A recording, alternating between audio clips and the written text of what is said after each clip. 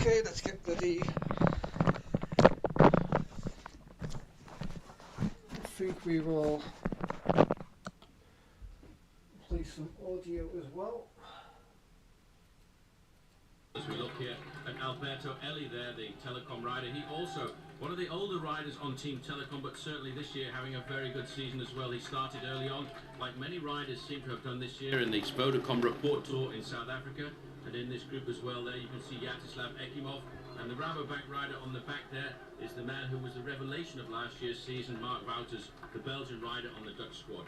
Well, these little climbs, there are 27 of them throughout the race today, and this is in the south corner of Holland, which is a very hilly little region. Springtime taking a while to get underway this year in Central Europe, but this breakaway has now built a lead of some 3 minutes and 45 seconds. They've been a tenacious lot in the peloton today. They've been catching everything. Okay, so I'm still in one big bunch. a little bit aching. Has managed to break the elastic, at least for the moment. From yesterday's epic climb. In the white jersey there of Fassa Bortolo. He's a member of this new team, the new Italian team, which has been led by Giancarlo Ferretti. I'm not really sure a great team how well together, a pretty impressive this team ride will go. And in that team, the leader, obviously Fabio Valdato, had a great start to the season with a good performance in Milan-San Remo. But it seems to me as if Konishev is kind of having a rebirth to his career, because he had talked about actually retiring from the sport. He felt he was getting a little bit too old, but this season he's been very much to the front. Well, a new team for him as well this year. Now let's look at the peloton here. Martin Dembach, judging by Dutch Championship past US Postal Boys, climbs this year, this is going to take me about 2 hours. A brilliant ride 1 year ago. And Michael Bogart here too. Eric Zabel is the World Cup leader, having had so far a tremendous season, only failing to score in Liège-Bastogne-Liège.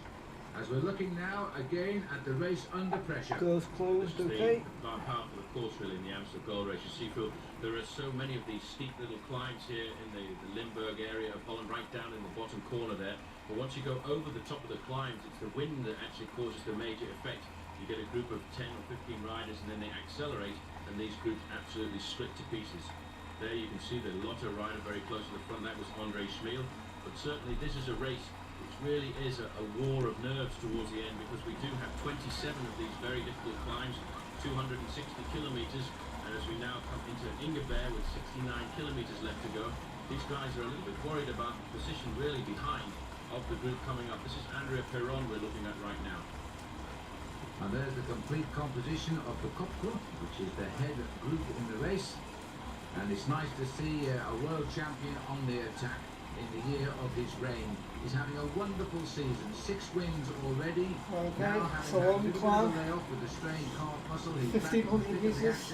And straight up to the leading group. Sat at the back of this race for the So it's roughly the same elevation gain as the Bedouin route of the 1.2 from yesterday's 1.2 sequence route. Almost unbeatable in this bike race over many years, and the year he actually did lose it, the rumour at the time was, I was actually racing then, he was told by the race organisation not to win the bike race because he was taking credibility away from it. Well, it was true, and in fact Jan, they used to call this the Amstel Gold Ras because of Jan's name, but I actually was on site for many of those wins by Jan Ras, and he was a brilliant bike rider for this one event. Well, he was, but generally for events. Past world champion, of course. He was actually the starter of the race this morning, back in the marketplace at the start, and now he is watching the race from the car. Sergio Barbero is the man there from the land race for at the back in the pink and blue jersey.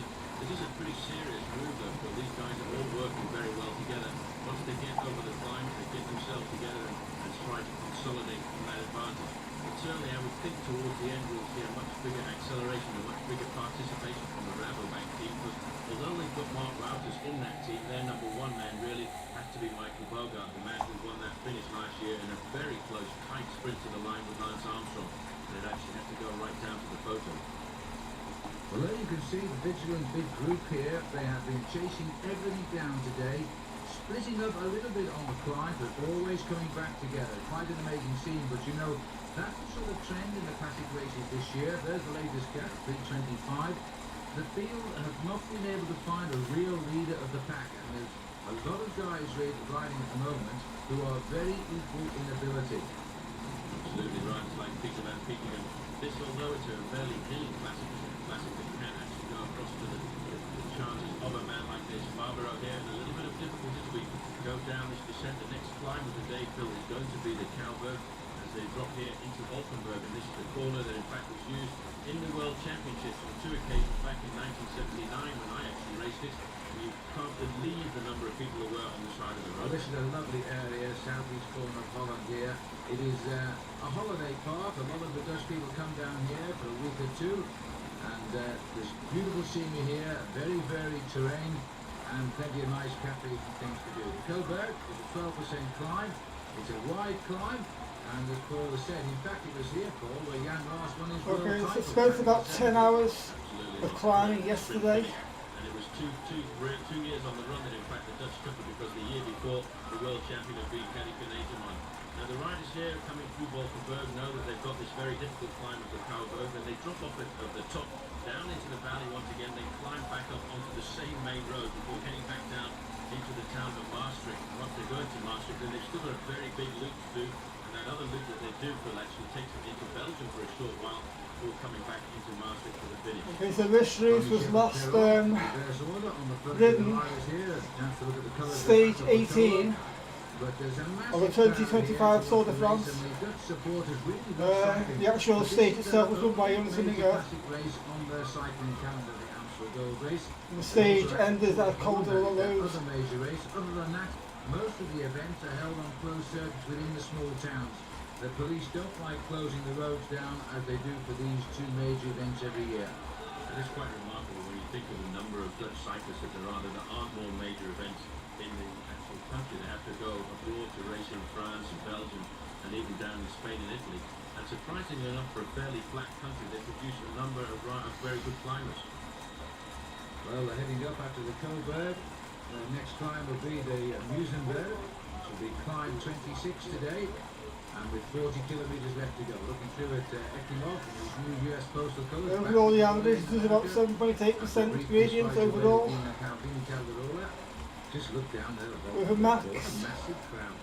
of around maybe 13% or so, I think. It is magnificent.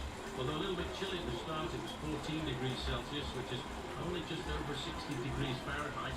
But certainly it's a holiday for the Dutch today. They come out, they wait at a nice point on the course, they find themselves a good bar, they have a few beers, wait for the bike race to come by, and then immediately it's straight back inside to watch the finish on the TV.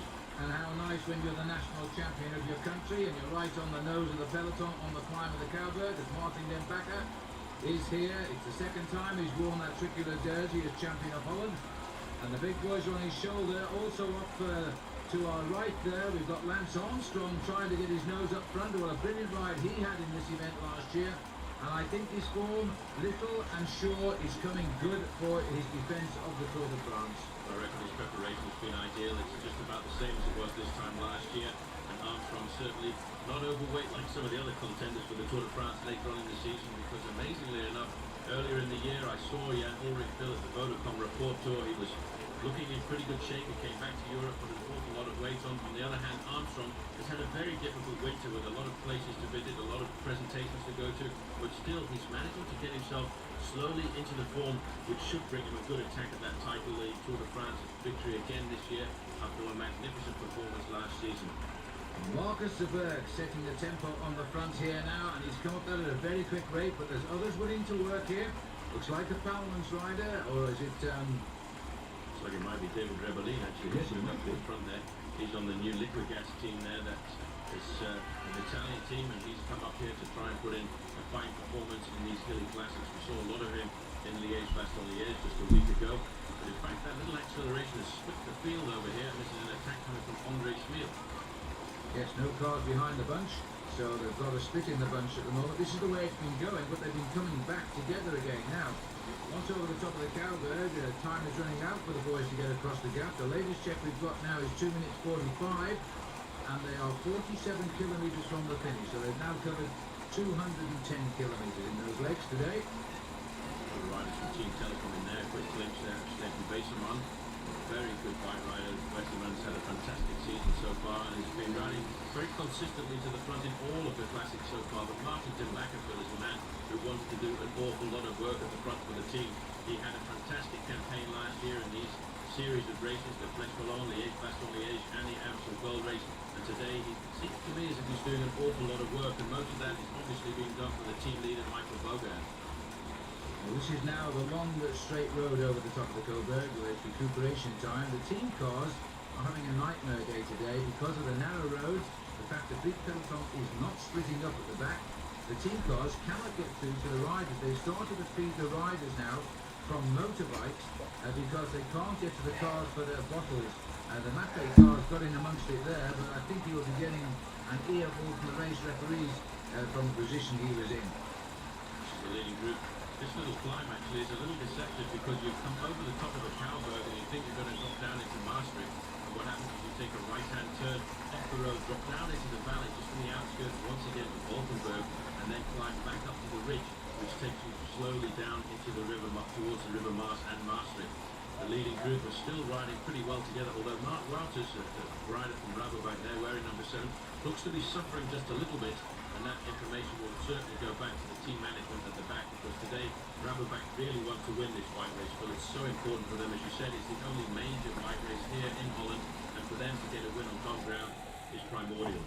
Yes, and last year, of course, it was Michael Bogard who got the victory. He's not had a very good start to the year, actually, but he's certainly in this race today. And back in the main field, as we've seen, 2 3/4 minutes back. As the race pressure stays on the front, Alberto Elli going through there. And Yekimov looking for a little bit of the back of the tail. This is an attack here from Sergei Ivanov, the Russian champion, now riding on the Farm Prix team. And formerly TVM, of course, is another new team now, sponsorship in its own right. And this man has some tremendous speed in those legs and tries to live away from the front. But you see, they'll let nobody go today, Paul. This is very unusual to see such a big bunch at this stage of the Amstel.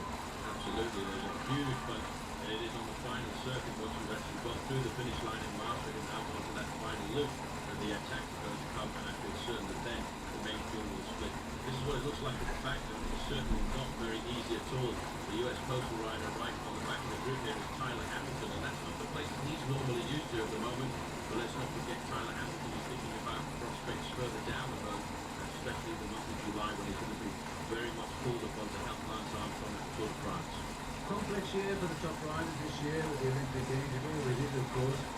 But it's not just the Olympic Games this year. It's a long way to Australia to compete in them, which means you're taking a big slice out of your cycling season at the time when you really can't afford to do that. Tour of Spain is slightly overlapping the Olympic Games as well. And of course the World Championships follow, and the Classics in October and late August. This is Yevgeny Spruk, so it's amazing to see this guy. He's had a fantastic Classics campaign so far, so we've seen him aggressive in every round of the World Cup so far. So strangely enough, even riding very well there in the Liège-Bastogne-Liège just a week ago. He's a very adaptable rider, with a great Paris-Roubaix, a good start to the season in Milan-San Remo as well, and he's always prepared to have an attack. Stefan Weissman now has decided he's going to leap out of the front to try and toughen the race up for Telecom. He's another man that's having a wonderful year too on Telecom. They think him as a new professional, which he isn't, of course, but he's only just really become a big figure in the whole scene of professional cycling. As a man in the peace race, the Berlin Prague Warsaw it used to be called, he has had tremendous results there. I think he's won it 3 times. But now he's mixing it on the top team alongside Ulrich and Zabel. This man is coming out in his own right. Absolutely, he's a very strong rider. You can see the build of him though, Phil. He's a very squat rider on the machine. He has got a very good sprint when it comes down to the end of a lot of these bike races, and he's now got away over the top of this climb. He will now have to face again the long main road down into Maastricht, and when they do come into Maastricht, they've got that other very tricky and difficult loop. But the main field, as you've said, Phil, once again, not letting anybody really get too far off the front of the pack, because I think they want to keep it together for a real showdown on this final circuit. And it is a very difficult final circuit with the climb of the Mausenberg. 2 times they have to go over St. Petersburg, which is a small climb. It isn't really all that much, it's just 1 kilometre, but it's very, very difficult, and that's where we normally see the platform and the big attack coming from the run to the finish line. Well, the wind not annoying the riders as much as normal in Holland today, which to some degree is probably the reason for this bunch staying together so much. There's nothing to break it up with those crosswinds across the barren lands of parts of Holland. The race will pop into Belgium to complete its final circuit before going back to the finish at Maastricht, where it started some hours ago now. Over 5 hours, in fact. They brought Alarmy on the right of our picture there with the yellow helmet on. And the bunch again called. They clawed the way back, and they've got a huge back here. Absolutely. It keeps splitting up and joining back together. Mara, Giannetti, Take them on the corner. having a quick chat with Rob Sorensen. Sorensen not too happy, I think, that many of the riders not working up the front here, and all of the responsibilities being put on his team, the Rabobank team. Well, they are the team of the defending champion, the winner last year, Michael Berger. And if they want to win this bike race again, they're going to have to do the work themselves and assume all the responsibility. And it's interesting to note that for the first time, we're not seeing a lot of work being done by the Farm Freaks team. In the early season races, like the Tour of Flanders and then Paris-Roubaix, we saw an awful lot of work being done by the great Jersey Farm Freaks. But today, I think they've decided to tactically cool it down just a little bit and maybe save something towards the end. 52 kilometres to the finish. About 32 miles there, and this breakaway, which has been shaping up for a long time now, and dangled off the front at just over 3 minutes, is still dangling off the front. There are 1 or 2 passengers, not least Mark Bowser on the back here. Looks a little bit overweight to me, Mark, but it's a long year and plenty of time to lose those pounds. But he had a wonderful season last year, winning first of all the Tour of Britain in fine style, and then going on to win the Tour of Luxembourg. Sadly, he crashed out in the Tour de France. Left for 2 minutes and 5 seconds, so it's not really coming down very quickly at all, this gap. Despite the fact we can see the long line in the main field of riders really keeping the pressure on at the front of the pack. They're not really eating too into that advantage. This group of 8 riders at the front, at one time they had a lead of over 4 minutes, but it certainly isn't coming down as quickly as I would have expected to on this run in here into Maastricht. Well, even Maastricht has got complicated street furniture these days. The team cars are relieved. At least they can get up alongside their charging now and have a word. Looks as though these might be trying to get through to the head of the race and up to the 8 leaders. We're not going to, because it's such a complicated route through here. This is a route that takes the riders on a small way to get into Maastricht, and in a few moments' time they have to cross over the River Maas, and then they will go through the finishing line. Once they cross the finishing line, they will head out onto that small loop that actually takes them across the border and into Belgium for a very short while, and some very difficult climbs as well. Well, these team cars have been waiting absolutely ages. One hasn't got through, but they are trying to get up to that leading group of 8 riders. And there's a warning for the red flag there about the split in the middle of the road. Certainly the Passaportolo car's got through. He's gone up to the leaders. He's got 2 men up there in Perron and Konishev. But the tempo being done, this looks like the style of Andrea Tappi here at the head of the peloton. They are keeping a good tempo, and the gap is still not big. Words of advice now. Sergio Passani, the team manager of the Montgellafrey Sport at the moment. And it is so rare, Phil, to see a world champion riding so aggressively as this man, Oscar Pereira. Amazing to think that last year he had just 14 days of competition before he went to the World Championships and leapt out of that pack in the final kilometre to take only the second world title for Spain, which is quite remarkable when you think of Spain as one of the great cycling nations. They've only had 2 world road racing champions. Eddie Madeleine is the faulty rider. That's new colours for him, ex-Seiko. And looking at Dmitry Konishev there, looking for his car, as is Andrea Perron. There's Ekimov. It's coming down. 2 minutes now because Deson's gone back into the field. And it's a very tenuous lead. This bunch is enjoying the chase, I think, but they're not splitting up at all onto the Petersberg now. Well, this is the Petersberg. It's right after the finishing line. It's a very difficult climb, and very often you can see the main field split up here into small little portions. These are the 8 leaders. They're still surviving, Phil, and they're now on the way to the little lap that takes them out into the countryside of Belgium and coming back here to Maastricht for the finish line. The top of this climb is very often the launch pad for somebody to try and jump away on the final attempt at this climb, because they come up this climb which is 5 kilometres to go before the finish. But at the moment you can see these guys are keeping very much together, trying to work as a very good group, as a good unit, and they seem to have been doing that. But certainly number 7 on the back end, Mark Wouters, trying to get his hand into his back pocket and get some food out there. It's very much the policeman for the Rabobank team, and I think he's had the order not to work with this group any longer. Well, tradition dictates that the Amstel Gold Race is a battle between all of the Dutch-sponsored teams, and they would actually destroy their own chances rather than see a rival win, because they don't like to go into a rival team in this Dutch event.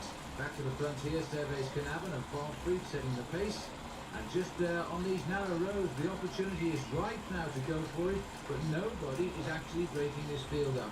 Certainly haven't decided to go forward yet. Stefan Weissenmeyer is the telecom rider very close to the front and still riding in the top 10 or 15 places, Phil. I caught another glimpse of Lance Armstrong, and maybe he's thinking of a little bit of revenge last year because he feels that he was a little robbed in that victory in the sprint towards the finish line because Michael Bogert sat on him on the way down to the line and only just managed to get by him in the sprint. And I think a little bit more experience in sprinting, and Armstrong may well have been able to get the win there, but it was so close on the line. And we also had that incident with the motorbike, the best photographer that caused the accident as the four riders were together. And we'll never know if Marcus Seberg could have pulled off the biggie. But this is Filippo Casagrande just holding on to the back there, brother of his more famous Francesco. And he's having a difficult time on the climb now. The thing is that on these narrow roads, you see, you're forced into a long line and you have to slow down, then it really hurts to accelerate again. There is an acceleration. You can see the long line of the main field there. One or two riders getting popped off the back over the top of St. Petersburg here, and the work now is starting to come from the Farm Freaks team on the front. We've seen consistently Servais Carnarvon in the grey jersey. Carnarvon is turning out to be a very good worker for the team. We are here in the streets of Maastricht. You see we've gone through the finishing line, over the top of St. Petersburg, and this is the finish that the riders will come down a little bit later on when they will just have 1 kilometre to go. But unfortunately, they're now going to head out onto a large loop into the countryside. Well, let's see if they can hold it together. They are far from safe here. In fact, I would say they're not going to make it unless somebody livens this group up a little bit. There's 2 riders from the Fassa Bertolo team, but they don't seem to be doing just more than what they have to. Mark Wouters is not doing anything whatsoever. There's the world champion Oscar Freire, wearing that jersey with pride. 6 wins this year already. Look at this, Phil. Somebody's taking a shortcut around the corner there. And that's the problem, actually, with racing in Holland. There are so many of these directional islands, so many of these central bands down the road, which are very steep concrete bands. But in fact, it does cause a whole lot of confusion, and everybody's now trying to keep in contact with the bike race. Well, it's every which way as far as the riders are concerned, and when they're scrapping, let's watch the picture down bottom right there. There's the lone rider. Actually didn't make the corner at all. He did a little bit of cyclo-cross there, and then good decision to go left, and he's got back in the race. I wonder who he was. But you can be certain that the chief mechanic will be checking that out, and he won't be too happy because the riders use very special tyres for bike races like this, and the mechanics look after them. They scrub them with a brush, they scrub them with sponges. And when a rider at the start rides through a parking lot or takes to the side of the road, the mechanics are not too happy about that. Eddie Mazzolini.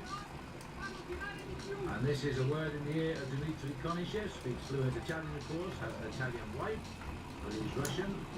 And in fact, the team cars are now relieved because they've at last got up to their charges. They must have felt rather deserted, these boys, because the narrow roads have made no help at all for them. Chang and Mads catching up. They're now able to give them a full layout of what's happening behind. This car coming through now, in fact, is the car of the race director. And the race director of the Amstel Gold Race these days is in fact Leo van Vliet, former top professional rider who raced on the top rally squad for many years. And I know Leo pretty well, and he's definitely pretty happy to still be involved in the sport. Yeah, most interesting character. If I remember right, he beat Junior Amateur Days for him. He certainly did. He actually beat me in a race called the Criterium de Vainqueurs at the end of the season in a small town called Colchester. And ever since that, we always had a pretty good laugh about that. Well, he did anyway. Well, that's Leo driving the Mercedes on the right. Very nice car for the day. This is Oscar Freire here, wanting to get on with it, but they're not really at all coordinating now. All the presence of vehicles here has sort of knocked any coordination out of them. They're more interested now in speaking with the management. Yeah, that's always a big problem when the team management comes up to a breakaway like this. Once the guys have been working well together, there always is a little bit of disorganisation coming in when 2 or 3 riders go back to the bottles, or they want to take the coats off, or they want to take their arm warmers off. You lose a certain amount of impetus. Oscar Freire, though, is looking pretty good in here, but you can see, Phil, on the main field, this is Servais Carnarvon on the front. The speed is completely different. They picked it up an awful lot here in the main group, and certainly I think they're going to start to eat into that advantage, which last time Chambre got was 2 minutes. When we get another one, I'm sure it'll be a lot closer to the 1 minute marker. There's still an awful lot of riders doing nothing here, although believe me, there are men being tailed off the back at regular intervals. Quite well-known names as well, so the form is differing. This is the last World Cup event of the current series until the season resumes after the big Tour de France. And Eric Zabel so far, he's in here somewhere, I haven't seen him at all today, is a good leader of that competition. He's never really bothered with the competition before. He only rode a couple of the events last year, and the points he scored on those couple of events would have given him a 9th place overall. But there is a minimum qualifying number of races you must ride, so Zabel didn't appear in the overall result last year. It's amazing to see, in fact, Eric Zabel is going to have a hard time living out this season, Phil, because it was reputedly done 20,000 kilometres of training before Milan-San Remo. He will have put another 5,000 or 6,000 in since then. So certainly he's going to have to take a break, I would think, after this race, the Amstel Gold Race, if he wants to be competitive at the Tour de France, and then further forward down the season for the Olympic Games in Sydney. There's an attack here, and this is split up. There's an attack. This has gone at the front of the race here, and I'm not sure that Eddie Madeleine in the Polti jersey, being joined by Ellie, I think Konishev and Frere. So we missed the attack, we were at the bunch, but they've suddenly split this field, and gone now is Ekimov and Wouters, among others. This is the Rosenberg, 60%. It's not a major climb, but it certainly was enough to split the field at the front, or the group at the front, which was 8 riders, and that was a very good attack there by Eddie Madeleine. Trying to come across now Sergio Barbaro. He's missed the split there, but he's digging very deep over the top of this climb, and you can see from the crowds are unbelievable here at the Amstel Gold Race, and certainly there will be attacks here in the main group as well on the front. It's still Servais Carnarvon, but there's a big grouping there of Rabobank riders. They must be thinking about some kind of plan too. Well, there's Servais up there, but I'll tell you what, also gone there was poor Andrea Perron, caught on one leg by the attack of Eddie Madeleine. We'll see if they get back together once they're over the top of the Musenberg, which is the 26th of the 27 climbs. There are in fact 30 climbs in this race, but they don't count 3 of them for some reason, and just a total of 27 is a part of the competition. Well, the field here on the same climb is still keeping steady tempo. Let's get back up. These are the 3 dropped riders here, because that is Perron, and we've also got ahead of him Ekimov and Wouters. And they look as though they're finished, because there's huge tracts of daylight in front of them now. Well, that's not going to be too good for Rabobank, but they certainly now must come to the front of this bike race. They were counting on this man. There's the gap there, 21 seconds between the leading 5 riders and the 3 who've been tailed off. But more importantly, I think, Phil, where is the main field? Because they are hammering along behind, and certainly they will be boring down. You can see them clearing the gap now between these 3 riders and the bunch. So certainly I reckon the main field cannot be too far behind the whole of this bike race. Yes, they set the neutral service car there, past the 3 on the right to the leading 5. Here comes the Express, driven by the Farm Freaks boys, and trying to get this breakaway now brought back together, because they're running out of time here now. We're running out to inside 40 kilometres to go. They need to close it down. Okay, so I've got an elevation goal of 500,000 metres a bunch of riders here of climbing for 2026. Really, since the days of So at the moment, well, Jan Ross, I would think. Absolutely. all of my rides are going to be quite slow. There are some very difficult climbs still to come. Those 3 have actually been brought into the fold by the main In order field to director now, they're about to be at the moment. be able to get the elevation gain required each week. Perron is the man at the back there. Around 10,000 metres. Today for the US Postal Service team. But Ekimov has had a very good start to the season, Phil. We saw him win the 3 days of La Panne, which is regarded by everybody as a pointer to the classics. I think when I can get my in a very good Paris-Roubaix as well, helping George Hincapie again Go. for top performance there. about 30,000 metres ahead of the schedule, but it means I can take a week's rest, or a few days rest at least, and then do a proper climb race. Those 6 wins were not easy wins for him. And as you can see now, he's enjoyed this breakaway in the Amstel Gold. I'm not so sure it's going to stay away, but clearly he's got a lot of Because I'm climbing almost every day. Fantastic bike rider, and I think he's very lucky to have changed across from Mbappé, because I don't really have the energy. Also, like a fast climb method that I may have done in the past. Behind is just inside the 1 minute mark, and the main field, in fact, at the moment, as we look, is white on their tails. One long last line year, of bike riders down there now, and it's the Rabobank team good climbers along The gap is We'll about, see me do about 1,000 20 now, metres. so they've halved it. in maybe And they're closing in 50 minutes or slowly so. but surely. But it's still a fair way to go. But so for the moment, Still another couple of 1,000 metres on the good day. We're around about It's going to take me about an hour and 20 minutes. 35 kilometres to go to the finish. We've still got 3 more climbs to go, Phil, and the most difficult one obviously is the Avon, which is the next one up, followed by the Hellenby, and then the final climb of the day, St. Petersburg. This is Rolf Sorensen on the front, and you can see now a change in the tactics at the front of this bike race, because a lot of the Rabobank riders now realise Oh, fuck that, come on. the break, and the responsibility certainly is theirs if they want to win this bike race again. Still, it is a fairly large group left at this stage of the game, and a lot of orange jerseys now coming to the front. I'll do Putting in the Hallenby climb right at the and end really. was to break up any possibility with of no a one front around, finish. just me. Well, I'm not so sure. These Oh, boys I'm have not been an coming event, back not every a time they've race. gone over the top of a climb. And it'll, All I the think it'll go Rabobank team smoothly. are here now to try and shut Get down to this bloody attack. race. And Oh, so but to these the screen bottom horses three. on So me. it's a one-on-one as far as the Dutch are concerned, and that's the shortest gap we've had for a long time. They've got them down now to 57 seconds.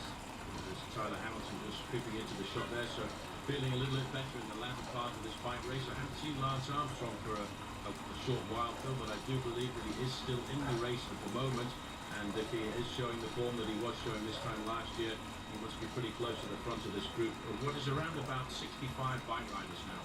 Would say, yeah.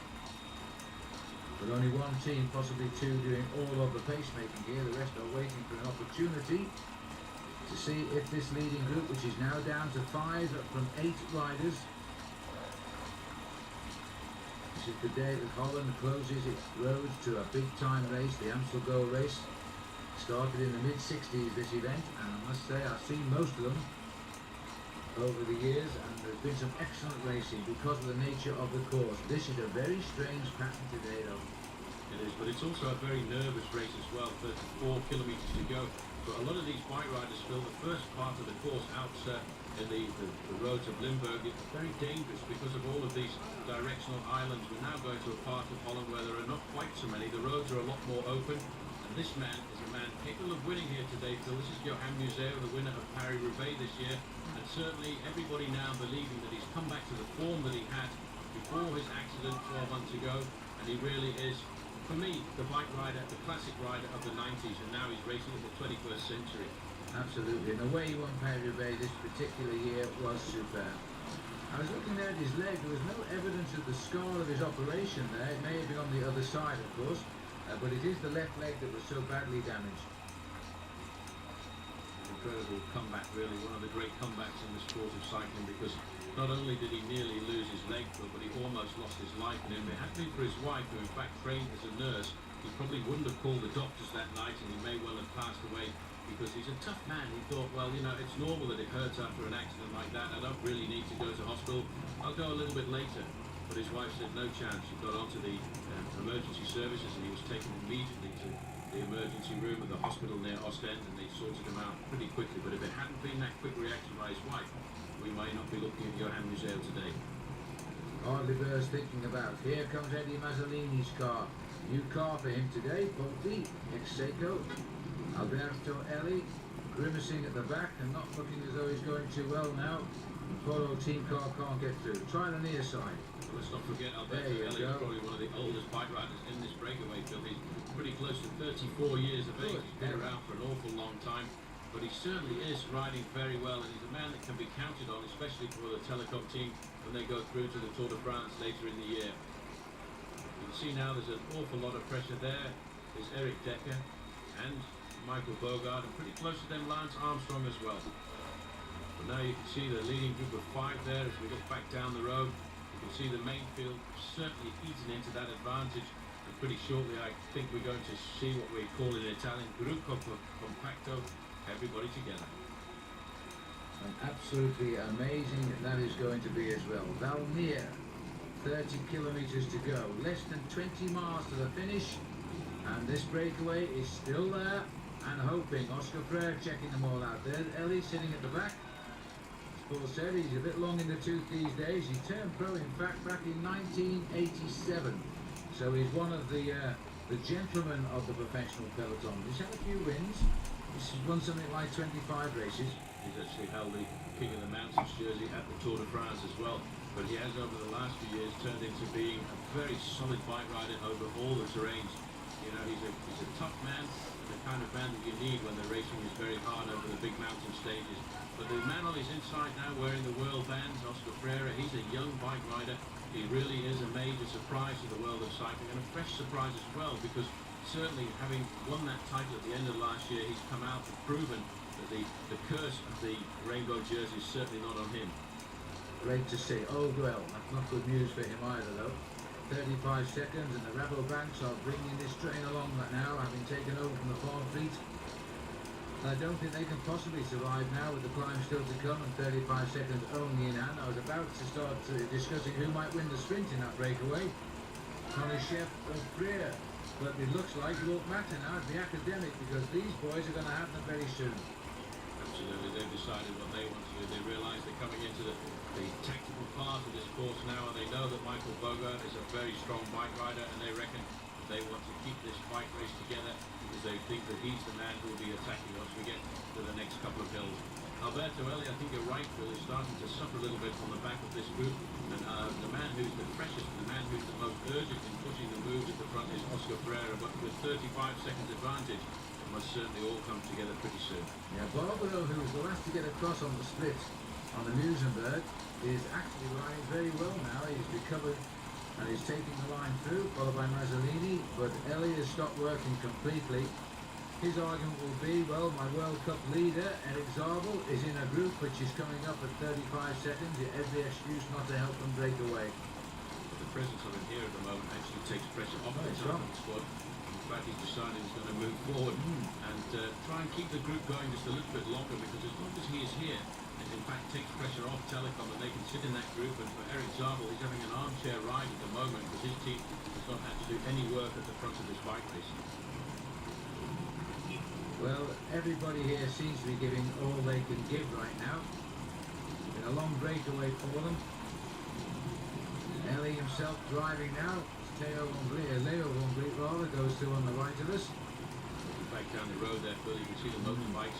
The motorbikes at the front of the main field, so it's very much inside the 30-second mark now. And still Oscar Freire, he doesn't want to give up at all. He wants to keep the pressure on. He wants to try and go clear. And interestingly enough, his tactic today was to go out on the attack, because Oscar Freire is proving to be a very rapid sprinter.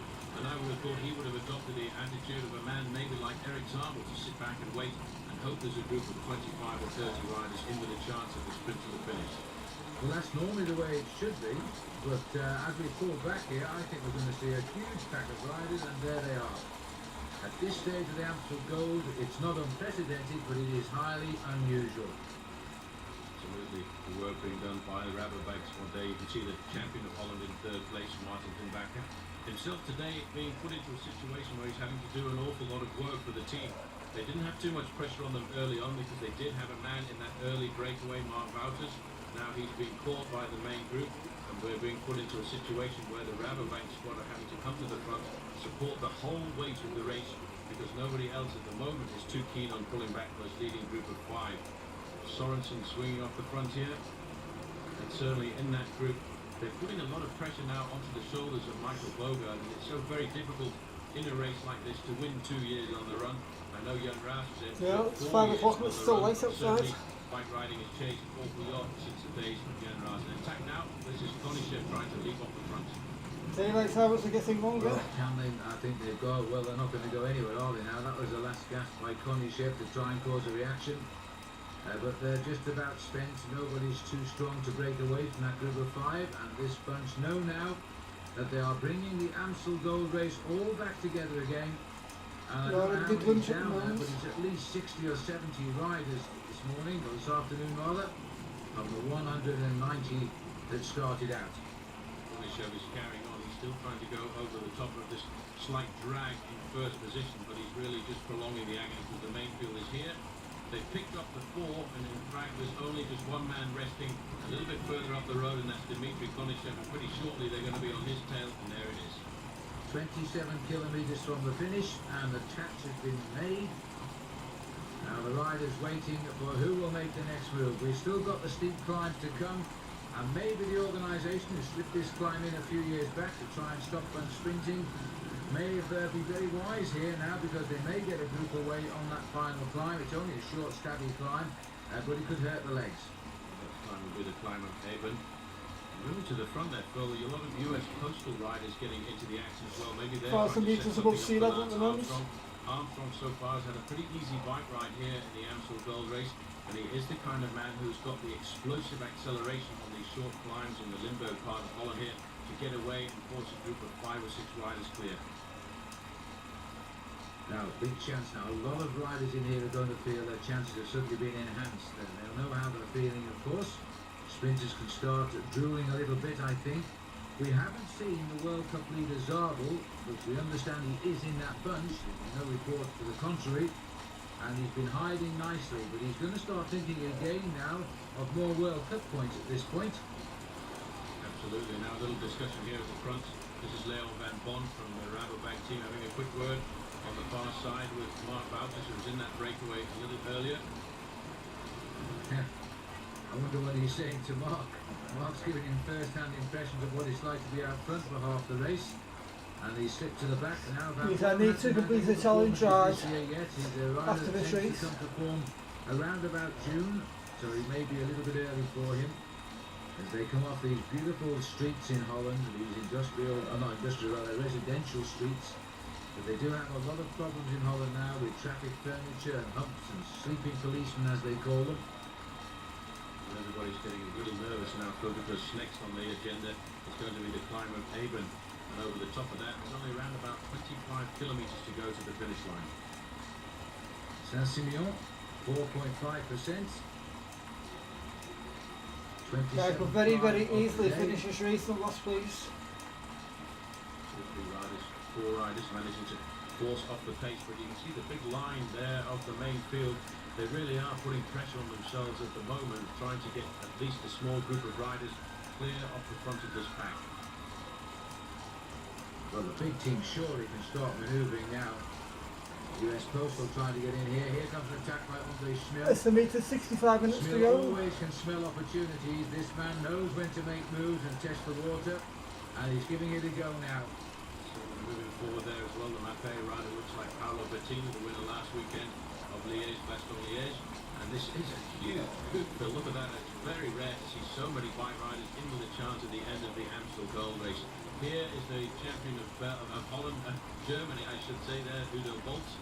He's not riding as well as he was over the last couple of weeks. He shouldn't be riding so close to the back. And Rolf Sorensen still fighting to try and find some form after an early season accident, and it's harder and harder as you get older in the career to get over a difficult problem like that. And Sorensen, although he had done a lot of work earlier on, finding himself pretty much now near the rear of the pack.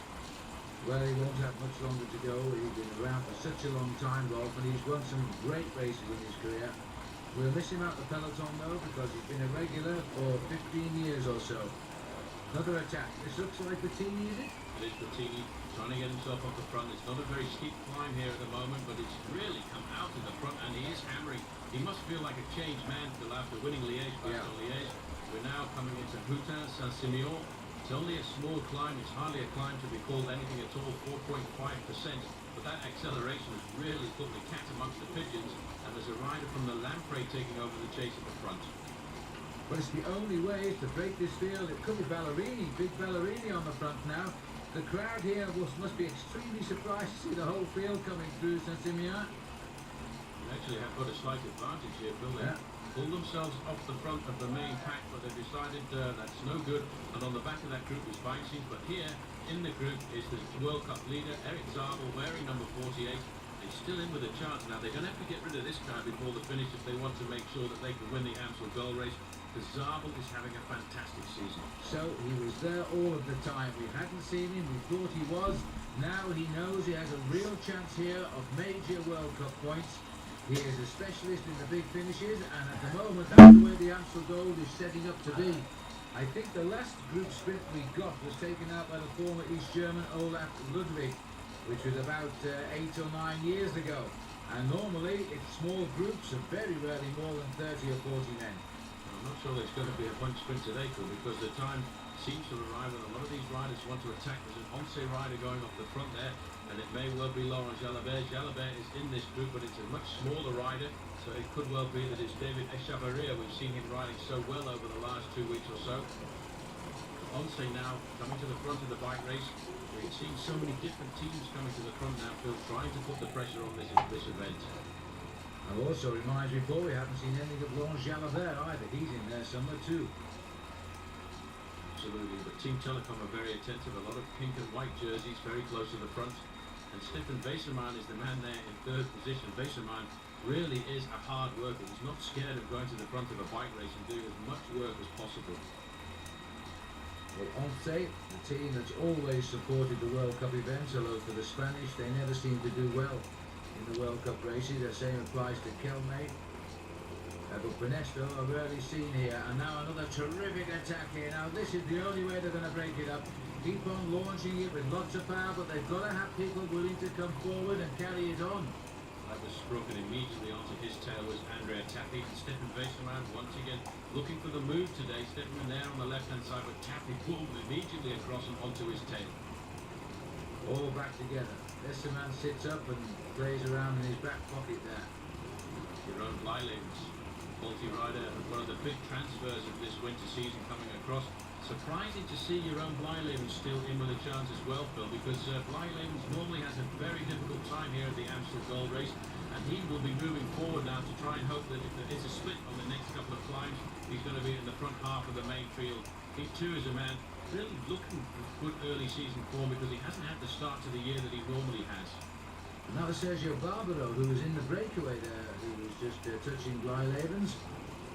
22 kilometres to go.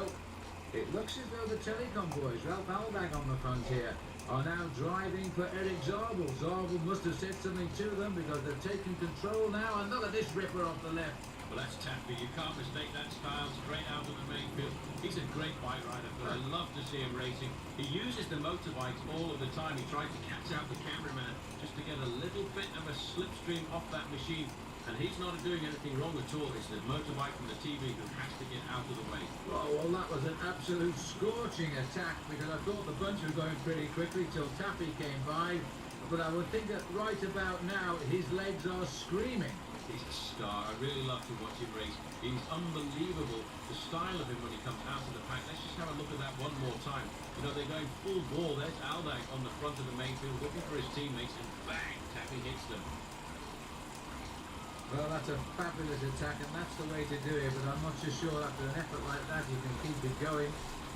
This has been a very quick race today. It's in excess of 41 kilometres an hour as we go under 20 kilometres from the finish now, but it's not an easy 20 kilometres.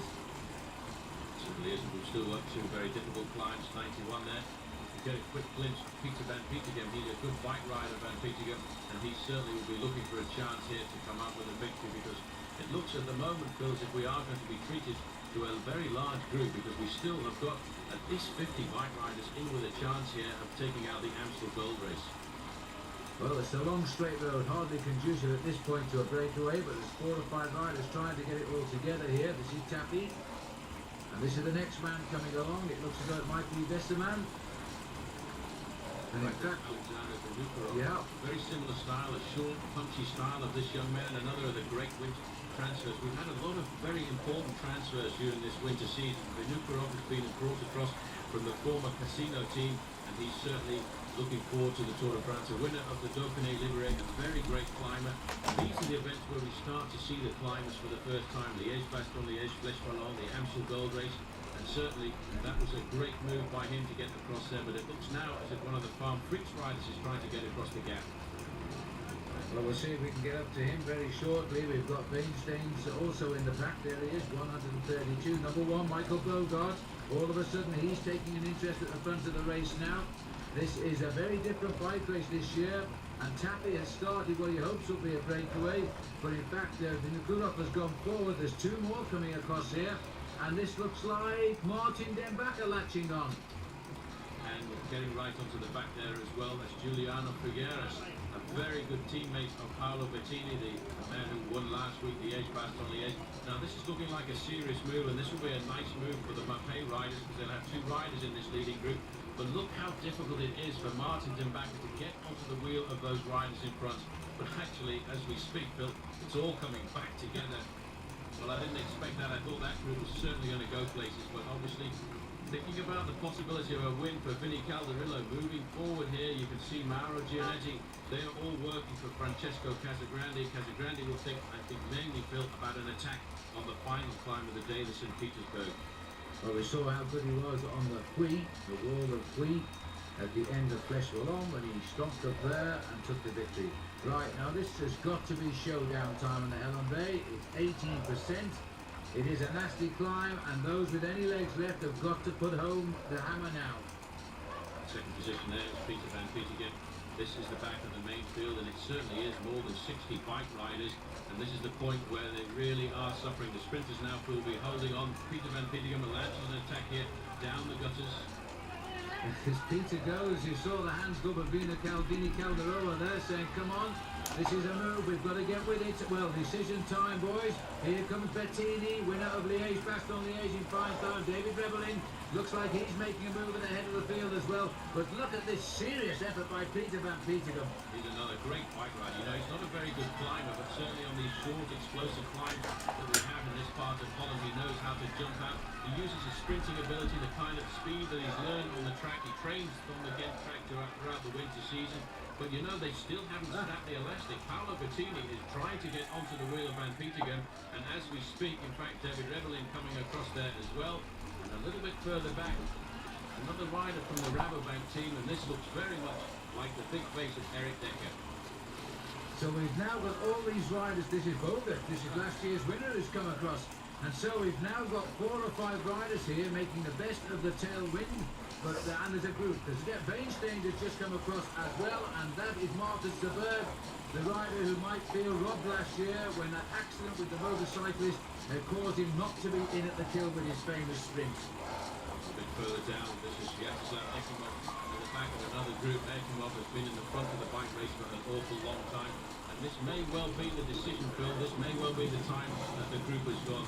2 of the riders in this group were in the front of the Amstel Gold Race last year. The man sitting on the back there, Martin Seberg, the man there wearing number 1, last year's winner Michael Bogart. But Peter van Petegem is the man who really blew this race apart on that climb there of Helen Bay. And that was a great move by him. What he needs now is for the rest of this group to start working. There is Paolo Bettini, the winner of Liège-Bastogne-Liège. A big rider coming through here from Palmer to Van Dijk. Yes, that's right. So he makes up the 7. We missed that one, but all 7 are here now as they got down to the finish, of course. Seberg was a big candidate for the win, and there he is. So, injustice last year when a carelessly parked motorcycle took out 2 of the 4 leaders.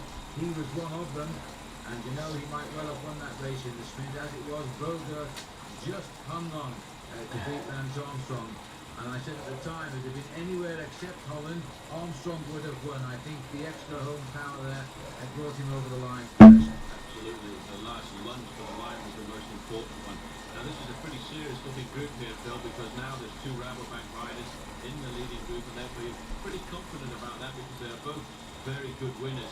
They will still have to try and get rid of Peter van Petegem because he, for my betting, is the fastest man in this leading group, the Koch group, with the 2 riders there from Rabobank, Bettini, Van Petegem, Weinstein as well, a man who has had a very good early season campaign, and he's wearing that sort of mauve and white jersey of the champion of last year. Weinstein is a man of the future, very much so. We're going to be talking about him for many years to come. There he is on the far side of the camera. And still the memory card team now. There's a new team on the front working hard here. Well, they've had Tristan Hoffman in trouble at the back of the field today, which is unusual for Tristan. He's such a man for the classics, but he's having an off day perhaps. This looks like Tappy on the front. He won't be too happy with that either, Phil, because having such a great season in the classics, he really was looking forward to performing well here in the Amstel Gold Race. And that's just the way it goes in bike riding. Sometimes you can have a bad day, and especially in your own country. Well, that doesn't go down too well. The Francis de Jure rider there, in fact, the second position is Frederic Guédon, the winner last year, a winner a couple of years ago, I should say, of Paris-Roubaix. And the man just in front of him was Stefan Herlo. 15 seconds between the leading group and this group here. And still an awful lot of US postal riders in there. Good to see as well. That Valdag's giving us a nice strong look at the camera as he went through there. And he gets back. Yakimo's still here. He's done well to hang on, really, hasn't he? Because that was a tough breakaway they were all in earlier. Back there, the Mappe rider, one of my favourite bike riders, Wilfred Peters. A definite #1 man to have. If you have to pick your dream team in professional cycling, you would always want a man like Wilfred Peters there, because he is such a stalwart, such a tough worker, always ready to come to the front and work when needed, and always has great morale as well. Well, this is the leading group here.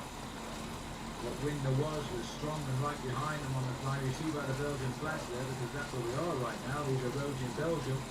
Was right behind the leading group when Peter Van Petegem attacked. He's pulled away some excellent quality bike riders, but I'm not so sure whether they can stay away, because the vigilance of that group today has been something special. The last year's winner, #1, Michael Bogart. It's always nice to come back and do it again, of course, at least appear in the attacks if you can't do it. Climb Saint-Pierre, 8%, and Telecom now. I think that's Decimal on the front. But what's more important than there, in fifth place there, you caught a quick glimpse of the white jersey of the leader of the World Cup.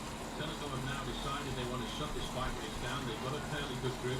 They know now that there's only this climb and then the final climb of St. Petersburg to try and keep this race together. So they're going to try and pull back the leading group and try and keep Eric Zabel at the front of this bike race for the final 2 climbs of the day. And then he's certainly got a great crack at taking the victory. But the most important thing to do is to try and pull these riders back at the moment. And looking at the man who wears #1, Michael Bogart, it doesn't look that fantastic. No, he doesn't, and this group does, and they're coming back together again.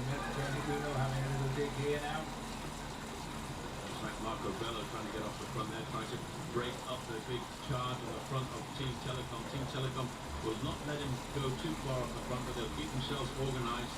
And in fact, that acceleration there from Tony Uno has brought the 7 leaders almost back into the main field. And in that main field, Eric Zabel, Johan Museeuw, and still Laurent Jalabert. It's impossible to pick a winner right now. This group is going absolutely nowhere as we turn back towards Holland. Those 7 leaders. We think it's Marco Bello bridging the gap down there from Tony Uno. But it won't matter. It will all be academic in a minute. Our cameras are out of it now because of the proximity of the bunch. But we can see everything here. As the catch is made. Oh, there's a crash. There's a crash, you're right. That's going to be a major impulse. Well, what on earth caused that? I think they were all scrambling to the left-hand side of the road, trying to stay on the wheel of the man in front of them, and boom, they all went down. And that will split that main field, but the Telecom guys were all in the front. Well, there's the split that we see, and I wonder if our cameras realised it, because I don't think they have actually. The helicopter continuing the race. Well, we saw what appeared to be a pile-up. They split the field, don't know who's in it at the moment, but we've now got 3 bunches here trying to make echelons in the crosswind. Well, that was unbelievable. They went down like a bag of potatoes, and it was certainly somebody touching the wheel of a rider in front. And still, this will give the advantage a little bit to the riders off the front here, because a certain amount of chaos will come. Let's take a look at that once again. But what's to the right of our picture here, and goodness knows how it came to happen on the road. There it is, a touch of wheels. The 2 riders have gone, possibly 3. They must have touched wheels, Paul. Unbelievable the way they went down. They just went down, bang, and then they were on the ground. It's one of the riders from Paso Bortolo who's gone down there, I would think, because this is the rest of the main field trying to move forward to the front of the bike race. It could well have been somebody like Andrea Perron who was involved in that, but the guys we're looking at now are the guys who've been blown away from this Amstel Gold Race at the moment, and they are not really in with a chance of a kill. Right, as we look here at the race leaders now, still struggling to come together as they descend off the climbs. They're all together again. We are hearing that in fact Laurent Jalabert has been involved in that crash and is out of the race and possibly on his way to hospital. So let's hope he's okay. That's really unfortunate for Jalabert, because he was having a pretty good race. He rode very well last week at Liège-Bastogne-Liège. He did a very good Flèche Wallonne, so his season was starting to hot up. And I hope for Laurent Jalabert that it's not too much of a problem there. This is the big river, the Mars, the Meuse, they call it in France. And this is the race where we cross over and then head down towards Maastricht for the very last time. And very shortly, Phil, we will be looking at that final climb of the day, the St. Petersburg. We're back towards Holland again, and that was Bettini leading the charge. These riders are sticking together like glue today. I must borrow some of that when I go out with the boys training, because this has been a very, very good race in many ways. but disappointing in others, because the riders are just allowing nothing to get away. They're scrambling it back together again, but there's a split now, and ironically caused by the crash. It looks to be 16, 17 riders up there. Absolutely, you can see them, and now this is the rest of the main field that's just trying to get down that descent. It's a very tricky descent, but for these guys, it's basically all over. They're more than a minute behind those two groups, which are much further up the road at the moment. And that 17-man group is going to be very important, but there's a man trying to get across at the moment as well. We saw just a few moments ago from the helicopter, and I think it will be interesting to see whether or not Eric Zabel has made it across on the descent. Let's see if we can identify some of these riders now, because this could well be at last the split that makes the Amstel Gold Race this year. And that's Stefan Westerman for sure there, having a little dig, and he looks over his shoulder, but there's the split call. I do believe it's coming back. Well, it really is going to go down to the last few kilometres here. The blossoms there, you can see springtime really making this a remarkable day today for the Amstel Gold Race. What a great move by Stefan Westerman, and they haven't actually taken up the chase behind him, Phil. And he is a tough bike rider, you know. If they don't chase him down soon, he could well find himself right into victory. Passing one of the big locking systems here on the Loze, on down the road that takes us, splits Holland and Belgium and Germany and France. And we're coming back over the bridge again, and it is Stefan Westerman who's made his move and gritting his teeth. Difficult ride, a long straight road alongside the river here. He's just going to have to go. He has that wonderful style. He always keeps his head up and crouched forward on the end of his saddle. And it's not the sort of streamlined ducking and diving style we often see. You can see now, Phil, that in fact there's no organised chase behind. Still groups of 4 or 5 riders trying to get across. And that will give the advantage to that leading group of 17 men at the front of the bike race at the moment.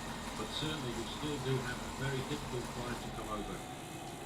Well, this looks to me as though it might well be Johan Museeuw, or is it Wilfred Peters? It's Wilfred Peters who's got himself in the split there with a faulty rider. Which is always a man to be counted on, trying to pull the bike race back together. He's obviously been given a little bit of freedom today there. The man on the far side is Bart Boskamp, the Dutch rider on the faulty squad. He too is trying to pull himself up to that leading group of 17. But it's still so much anybody's race here, and the riders know it.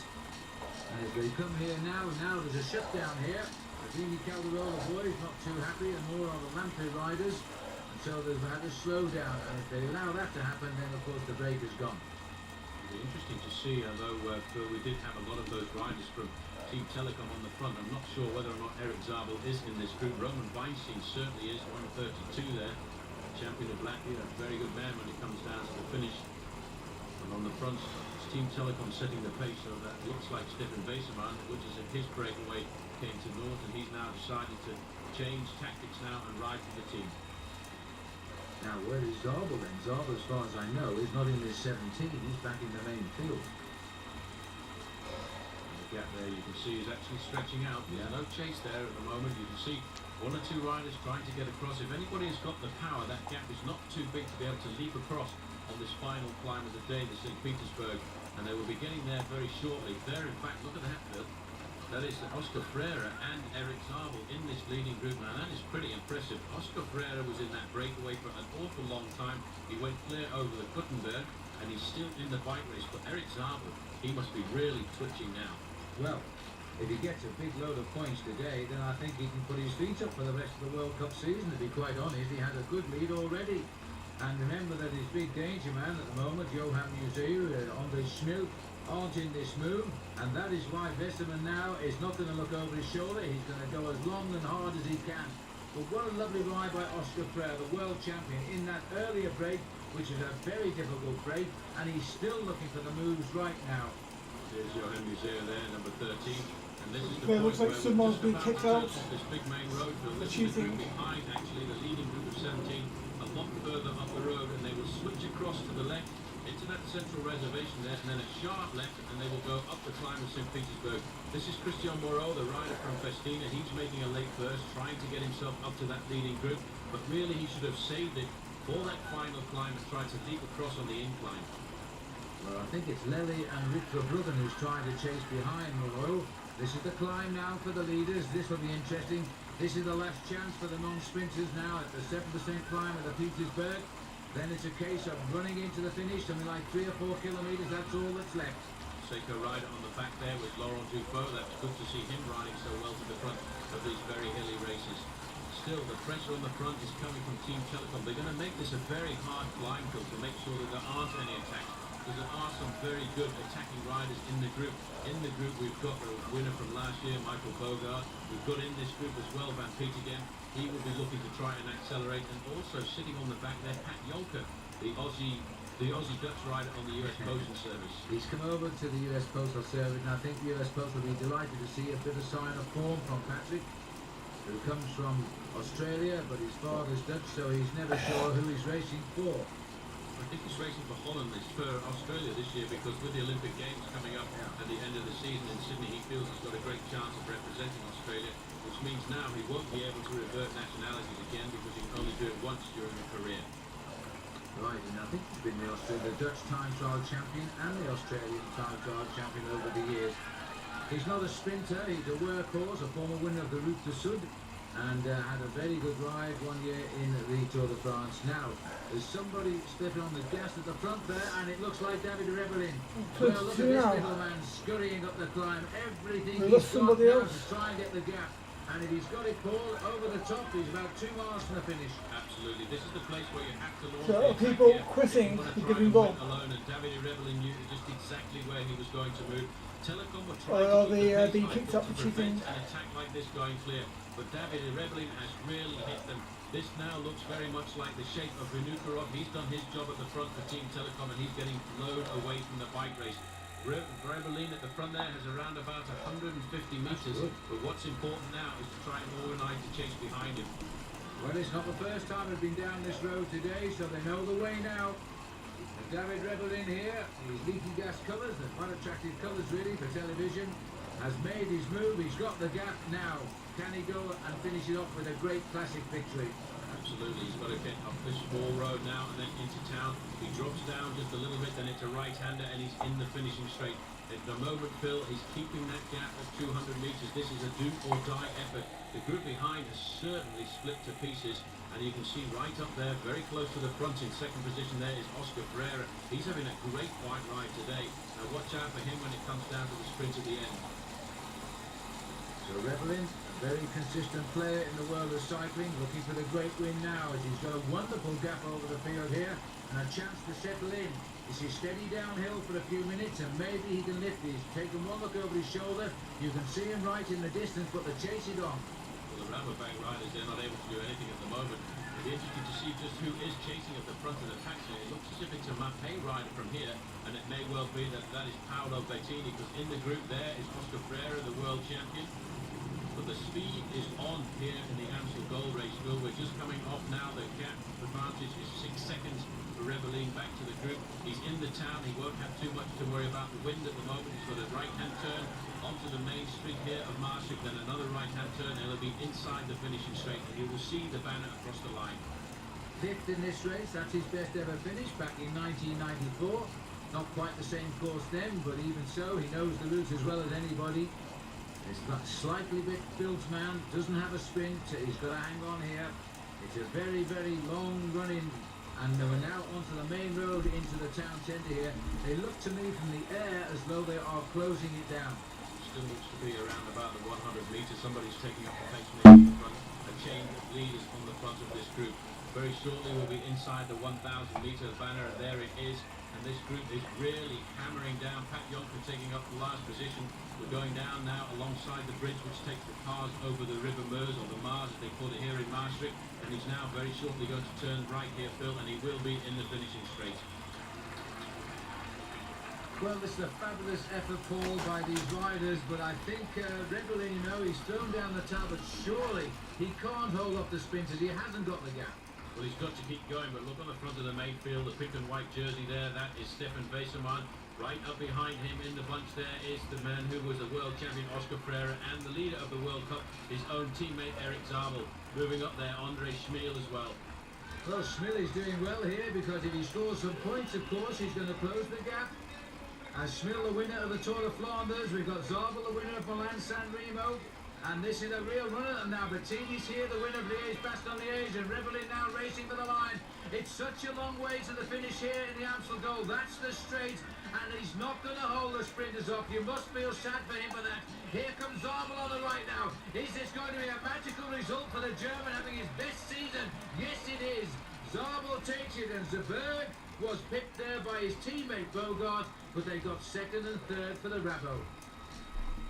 Fantastic sprint there, Phil. We can see that Rabobank were trying to get themselves into the finish, but they couldn't do it. A flying Eric Zabel, and he's got maximum points. So there is the melee down at the finish. This is the sprint finish here by Eric Zabel. Round 5 of the World Cup, his first win in the Amstel Gold. And my goodness me, that man surely is well on his way to winning the trophy as we now go into the halfway period, where we take a break from World Cup racing and go back into the big tours of the year 2000. A very different Amstel Gold race, a tenacious bunch, and at the end of the day, taken out by the World Cup leader, last year's champion, beaten in the sprint, Michael Vingegaard. He should feel happy about that. And Marcus Zeberg getting third, and in fairness, that's a great result for Zeberg after his big disappointment last year when he was almost in at the kill until he was knocked off by a motorbike. It was a different Amstel Gold race. Whether it was a great one, I'll leave you to decide. But Paul Sherwin, I'm Phil Wiggett saying, see you all again shortly.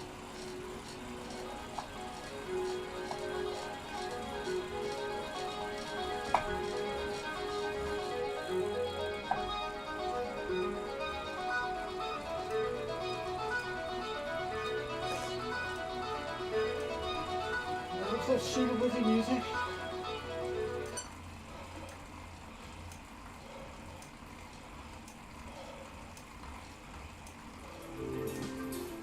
Right.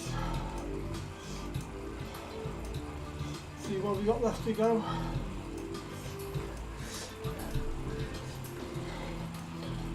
Okay, just over 150 metres to go, climb. They're over 7 kilometres distance.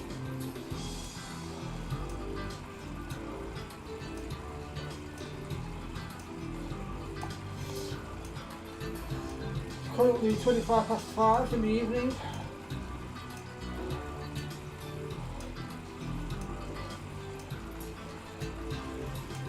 So can I finish this race by 6 o'clock?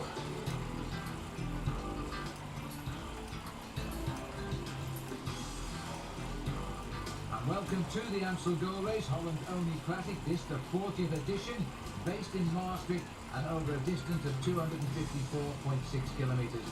Round 5 and the last round of the World Cup Series before we go into the big tours. And Freddy Rodriguez, the champion of the United States, in this move here on the left of our picture. We'll see captain in this group as well, Phil. On the right-hand side there, Carsten Kroon is the Rabobank rider. It's not necessarily the right combination, I don't think, at the moment, because for the Rabobank boys, they will certainly be betting everything on Michael Vingegaard, already a winner of this race a couple of years ago.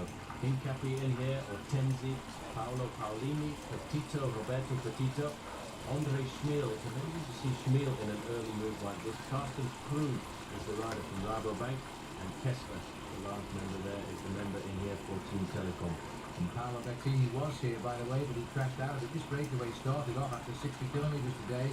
Some 13 of them getting it together. They had a maximum lead of 8 minutes, but it's beginning to come down now. But it's nice to see George Hincapie still in the thick of the action here. Different role for George today. Paul is winning get way of them, but of course his man, Lance Armstrong, is still in the main field, but riding this his only classic of the year so far.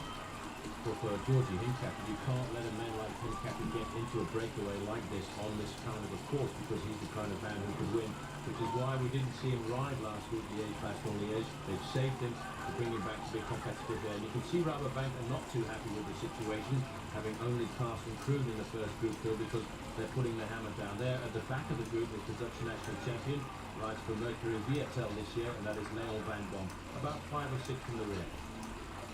Well, this is the most interesting classic race. People always believe that Holland is a flat country. Nothing could be further from the truth down this corner.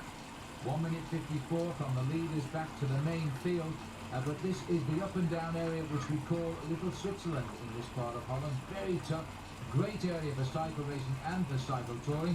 And not surprisingly, that the Rabobanks are going to stir up trouble today because they always feel this race is their property. At the front here is Andre Schmiel of Lotte, trying to accelerate, get a bit more impetus into this leading group of riders, and he seems to actually split one or two men off the back. You can see once again weather not great in this part of Europe at the start of the season. In fact, at the start of the race this morning, because of that foot and mouth disease which is raging throughout Europe, all of the team cars were disinfected, as well as the riders' wheels as well, Phil. Yes, and in fact, it's really only a 9th-hour decision to say this race could go on at all, but at least it's known and recognised as being important as part of Holland's sporting heritage these days. So they have allowed it to go on, but officials have sprayed all the cars. The farmland has been roped off in places. You're not allowed to step onto the sidewalks, and the riders have been told they must not go into the woods for natural breaks or anything like that. Number 22 there is Jeroen Blijlevens. He also was earlier in that leading group with his teammate, but he's obviously a little bit allergic to the climbs here around the bottom part of Limburg. Yeah, the guy going up with him is Glenn de Hollander, and so Rocco losing men there. And this breakaway thinning out rather dramatically now at the front. Looking down there, we've got just 8 riders left. There were 13 of them. And things looking a little bit rough. At 10 degrees Celsius, that's 50 degrees Fahrenheit. At the start today, as you can see, it's been damping occasionally too. The roads are still wet. There is Andre Schmiel, and a man perhaps not suited entirely to this classic, but he's certainly a man for the classic races. Carsten Kroon, the Rabobank rider on the far side, was a man that was made famous to us last year by wearing the King of the Mountains jersey in the Giro d'Italia for an awful long time. In fact, he had a very bad injury and kept riding because he had such a large advantage in that King of the Mountains competition. A very courageous rider. Moving forward, team manager there of Faso Bortolo coming up to give Hortensia a little chatting to at the moment, because they are in a reasonably good situation with Francesco Casagrande in the main field behind. But once we come to the more repetitive nature of this year's Amstel Gold Race, the big names will certainly come to the front. In the past, the Amstel Gold Race has actually nipped across into Belgium, and because of that foot and mouth disease, they decided to keep the race totally inside the Dutch borders. It was actually the Belgians that didn't want the incursion, and I think it's actually made it a slightly tougher race, though, because we do 2 circuits, which include the Kuttebed, which they go over on 2 occasions. And we're still to see that climb. Actually, that's a 22% climb, a very steep climb indeed. And there's a lot of US postal riders here being shadowed by Leon Van Bon, the Mercury boys. These are great rivals now as the champion goes through. And Lance Armstrong just caught a glimpse of him over the shoulder there of Leon Van Bon. Schmiel on the front of the group, very nervous. He wants to reduce the size of this group here. Very upset with his race there in the Paris-Roubaix just 2 weeks ago. He was crashed in the first section of cobblestones, had to chase for the whole race, and rode back incredibly still to finish. I think it was in 8th place at the end of the day. A marvellous comeback from that man who really is a gutsy rider. At the age of 38, he still doesn't want to give up. No, absolutely incredible. Just look for all of the Rabobank riders, and they're even getting help here from Theo de Roy, the team manager, is going up alongside as well. That's a few words of advice. Cutting and blowing from the riders here. They've got men in the breakaway, but it's not the men they would want, I would assume. It's a pretty slick move there, you notice, by Eric Decker. That's actually an illegal move that he took on board there. Theo de Roy had a small drink just inside the armrest of the car, and being a very slick professional, he grabbed it, and there's no chance at all of the referee seeing that, although we managed to pick it up on television. And of course we're not telling anybody. As we watch now, the men from Rabobank keep the pace up here. 2, 4, 6, 7 riders left at the front, 8 riders left at the front of the original 13, and they're under pressure. Now, how much pressure are they under? Because this breakaway was 8 minutes up, and it's nothing like that now. What, 40 seconds? 40 seconds or so, and not a really big group behind either. The pressure on the front coming from Rabobank. All of their men are in here. Eric Decker, Michael Bogard. Michael Bogard is number 1 for this team today. They will be looking after him absolutely and hoping to put him in an ideal position when we come into the climbs towards the end, because he rode exceptionally well last weekend in Liège-Bastogne-Liège. But for the Dutch team, this is the most important day of their year. There are a lot of small races here in Holland, Phil, which these riders shine in after the Tour de France. This is their only World Cup event and the only real major one-day races they have. That's right, it really is. You think in the hotbed of cycling in Holland, they'd be closing roads every weekend for major races, but in fact the opposite is the truth. This is the only single-day race. They totally close the roads for racing here in Holland, and it's a big one, 254 kilometres. As we race back to Maastricht now, and we've got 62.5 kilometres still to run. Well, Andre Schmiel is pretty nervous. He obviously knows the main field is coming back, and very shortly we'll be hitting fairly steep climbs, but he wants to make sure he gets there early before the main field does, and hopes that a small group will come off in front of the main field and start the ball rolling once again. A big attack by him, and he's lodged one or two riders off the back at the moment. In fact, Kessler here, the Telecom rider, put into a bit of difficulty, but Georgie Hincapie riding really high on his early Classics performance with that John Wevelgem win and 4th place in Paris-Roubaix. And it's good to see Freddie Rodriguez riding to the front. We haven't seen an awful lot of Freddie so far this year. He did actually just a couple of days ago get 3rd place in the Grand Prix Pinot Cerami, which is a very good ride by him. And I think this is the kind of climbing race that should suit Freddie Rodriguez, and it's nice to see him at the front. Yes, he's had a couple of top 3 places this year, and I'm sure he's building up now. He's been a proud wearer of the Championship of the USA jersey. He had 7 wins last year, and the majority of those coming after he picked up his title. So he's looking forward to defending it perhaps in Philadelphia in the month of June this year. And he sits onto the back now. He's got a powerful sprint when he gets a chance to use it, as young Fred. He's now 27.5 years of age. Another one of the big transfers of the winter season as well, because last year he was a member of a huge Mappé Quick-Step team, and he decided to move across with the Dermo Farm Freaks Belgian division that split across there, and I think he's made a very good decision to stay with them. So Fred Rodriguez sitting on the back, looking quite cool and collected. He's been in the breakaway a long time today. This break settling in after 60 kilometres, 38 miles. And now we're heading up to inside 60 to go, so they've had a long day in the saddle out front. Thinned down rather drastically over the last few miles, and there's still some tough climbs to come, to say the least, as we run down back towards the finish in Maastricht. And again, typical of Holland, these very narrow roads here right down by the Belgian borders, and not just the Belgian borders but the German borders as well, as this breakaway stays out of sight, but the chase is very, very definitely on. And I think Fred is hanging off the back here, knowing that the catch is inevitable now. For these parts of these roads are actually not too bad at all, but when the Amstel Gold Race does come through a lot of the towns here in Holland, they are very dangerous indeed, because there's a lot of road furniture, as they call it nowadays, circular roundabouts and move and directional islands to try and direct the traffic, but it makes it very difficult for the bike riders. This is the Vermelle route, and it's only 4.5%, but Hincapie is at the front there trying to dislodge 1 or 2 riders. And the only thing these guys are doing right now, Phil, is actually delaying the catch, because it's certain to happen quite shortly. Big George there, possibly thinking of taking Fred's jersey off him in Philadelphia in June as the national champion. George has won that title as well, of course.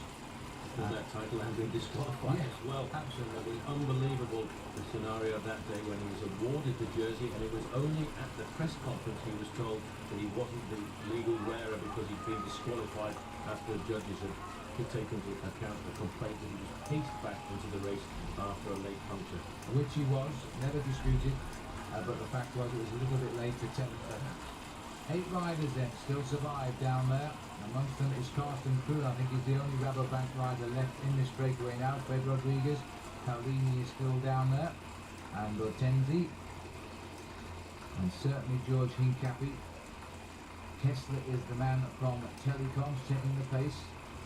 And another little climb here, and spring just about bursting, but we're just on into May now, just tickling May, and the weather here is still very unseasonal like. I think you're right about Freddie Rodriguez. He certainly seems to be very often at the back of that group there. There's big work here on the same climb now, still being done by the Rabobank riders. They're obviously trying to pull it all back together, because they're banking everything, I think, today on one car, and that's the car of Michael Boger. Coming to the back, there's the gap. The first time we've had an official check at 55 seconds, so a little bit more than I thought. It looked closer than that. Huge crowd, of course, Holland, but many of the spectators have not been allowed to get to their favourite vantage points because of the restriction of movement in the countryside in Holland, because of the foot and mouth disease, this disease which runs through the hoofed animals in Britain, and it's been reported over here as well, so they're taking no chances. Quick glimpse at the back of the group there. I saw the man Fernando Escartin looking quite good on the far side there. Gianluca Bortolami, the winner of the Tour of Flanders, somewhat surprise winner of the Tour of Flanders, but since then he rode quite well in Paris-Roubaix, and hoping to the ride a little higher in the standings today with the possibility of regaining the lead in the World Cup. He's going to have to come up against this very strong armada. There are 6 riders from Rabobank here at the front of the main field. The 6th one there you can see in a red jersey is Marcus Soberg, the champion of Switzerland. Well, clearly the Rabobank boys not too confident in their man Carsten Kroon up there because they're emanating the chase. Carsten has never won a bike race, but he certainly distinguished himself last year in the Giro d'Italia because he was an early leader in 3 competitions there, the Intergiro, the Points and King of the Mountains leader. And so he's obviously got good form as well. Well, they will be happy in the fact that they do have at least one man represented in the lead group. They've always taken this as being their pride and joy, their performances here at the Amstel Gold Race. And in fact, their team manager, Jan Raas, won it so many times that at one time it was nicknamed the Amstel Gold Raas. Yes, absolutely right. There's Andre Smil, a bit of a shout coming from the group here. They want more speed, more speed. They're still under pressure, but they're still trying to keep this breakaway going. They would really like now a little bit of an injection of strength from the back, but they certainly don't want everybody up there. As we look here now at Paulini sitting on the back, Smil is just in front of him, and I think it was Hincapie got to the front, was it, Paul? That's Hincapie on the front right now, leading away on the descent. It's a bit surprising, really, to see Andre Smil in a lead group like this of non-major contenders for the finish of the Amstel Gold Race, and he may well have been thinking he could surprise all the other guys. What has happened with the race being so difficult so far is we've actually reduced the size of the main field, and when we go back there you can see there are only about 45 riders left in the group, but the big advantage must go over to Rabobank because they've got a lot of men there. And these beautiful Dutch country lanes here as we course through them, and they rise and kick a little bit, and then the steep ones, well, whoops, up straight to the back comes Kessler. He hasn't been left behind, he makes sure he's staying in the group. There's still one missing, but they've sent away the service car, which to me means the race is now closing in fast. Well, these riders now are approaching the very repetitive nature of the climbs to come in the southern part of Holland here, just outside of Maastricht. And Georgie Hincapie is still looking absolutely magnificent. He's still got the form that took him to that victory at Gand-Wevelgem. 56.4 kilometres to go to the finishing line. And that should take them around about an hour and 15, an hour and 20 minutes. They're going through the area here where the feeding station should have been. And I think that is probably an unofficial feeding station because a lot of these teams have a lot of friends and supporters in this part of the world, and they nip out to these small towns and try and slip up a warm cup of tea, especially on days like this. So this little select group, they've dropped one rider now, and the one rider they've lost is Carsten Kroon we are talking about. So the Rabobank will get really into top gear when they realise they've got nobody up here now. The gap is less than 30 seconds, big crowds in the towns and little villages surrounding Holland here, and a beautiful clean country it is too. Sun is just peeping through after a chilly start this morning. George Hincapie, used to being in the leading groups in the classics now, had a wonderful build-up to this event, especially with his winning at Wevelgem, and the remarkable 4th place he had for a second time in Paris-Roubaix. These riders looking a bit nervous now, insistently looking over their shoulders behind to see what movements are happening, and they know once that yellow car gets sent forward, they know that they're pretty close to getting caught because the judges and the referees try to keep the gap between the leading group of riders and the main field as clean as possible. This is the main field, and certainly they will be putting the pressure now by Rabobank because of the fact that Carsten Kroon has been dropped from the leading group, and that will not be a situation they will be too happy with at all. But it will be good as we look at the back of the group here. This is another rider from Team Coast. Team Coast is one of the new teams on the block here. Fernando Escartin a little bit further forward there. Team Coast is a team that's looking for selection, and selection should come in around about 10 days time right now, and they've actually opened up their advantage field. The Kop group, which is the Dutch word for the leading group of riders, now 102 ahead of the main field. Well, I wasn't expecting a reversal there. I thought it was curtains. So you better call in the yellow car again, because it looks as though this group now has found itself some firepower. Andre Smil never short of some strong legs, always willing to try, and George too. I'm not too sure what George's tactics are here, Paul, because he's really under the command of Lance Armstrong today, isn't he? Well, Armstrong will want to try himself out. The only reason Lance has come to this race is, first of all, because he loves to race in Holland, and secondly, because it's the first part of his build-up to the Tour de France. He's used this race as a test in the past, and in fact he finished second to Michael Bogert in a photo finish after the Dutchman sat on his tail for the last 20 or so kilometres. Armstrong would certainly very much like a revenge. Last year he didn't ride too well here in the Amstel Gold Race, and it was thought that maybe he wasn't in the ideal form building up for his Tour de France. This is Leon Van Bon, I think, who's just left out of the group here now, trying to surprise his former teammates here. Van Bon, magnificent bike rider, always aggressive, took out the stage at the Tour de France last year, didn't finish it, but did end up signing through the interseason for the new Mercury Viatel team. There, in fact, you see 184 is Fernando Estartin. You can always recognise that crowd-like position. And here's a little bit of a move coming here from Van Bon. This is how he did it. Taking his place from down the line. That's the perfect place to launch an attack when the domestics are working hard at the front. But then you've got to keep on and hang on in there. It's got a little bit of a gap at the moment. Nice to see a reaction coming from the race now. They're beginning to run down into the vital 50 kilometres to go here. This is the champion of Holland racing on home territory, and Eric Dekker has caught his tail. Eric Dekker today wearing the unlucky number 13. There was one Dutchman, in fact, Jerry Kneteman, who would refuse to wear the number 13. He was so superstitious about it, but Eric Dekker doesn't seem to have worried about that today. And in fact, the rules in international cycling say that if you don't want to wear number 13, you can actually request a different number. Well, that sounds fair enough, especially if you are superstitious. Back to Georgine Cappy at the front here, Paolo Paolini on his inside. Andre Smil, that's probably the best accomplished man in this group. Certainly last year he was voted Belgium's top cyclist of the year for his brilliant season yet again, starting with his win in the Tour of Flanders, second in Paris Tours, runner-up in the World Cup. A title, of course, he was defending. He was a World Cup holder back in '99. Almost taking out victory in the World Championship because he attacked so many times over the last 5 kilometres there. He deserved to win that championship, and what a story that would have been. This is motorbike 1 and motorbike 2 on the right. You can see now Eric Dekker and Leon Van Bon trying to get across there. They've been joined here by one of the riders from Loze, and that may well be one of the riders like Mario Art trying to get across right now. Well, we'll try and get an idea on him when we can, but he's certainly got the moment. And if it is, no, that's Serge Bagay Paul who's just latched on. And so Bagay is the rider from Lotto. They're the chasing group, but it doesn't matter anymore, it's academic. There's a few more caught up again. Now we're back in the main field here. But counter-attacks like this are surely going to shut down that breakaway. These guys are hammering to get out of the front now. The Dutchmen really have the advantage, having placed Eric Dekker in the counter-attack. It's also good for Mercury Viatel to have that man Leon Van Bon in the group too. But they have a pretty hard ride to get across to the leading group of 5 right now. 51 kilometres to go to the finish, and there's still an awful lot of climbing to do. Seemingly not too many people around, but certainly not in the countryside because they're all more or less banned from it because of this problem with the cattle disease. So they have been told to stay in the villages as the race continues to course its way around the south corner of Holland.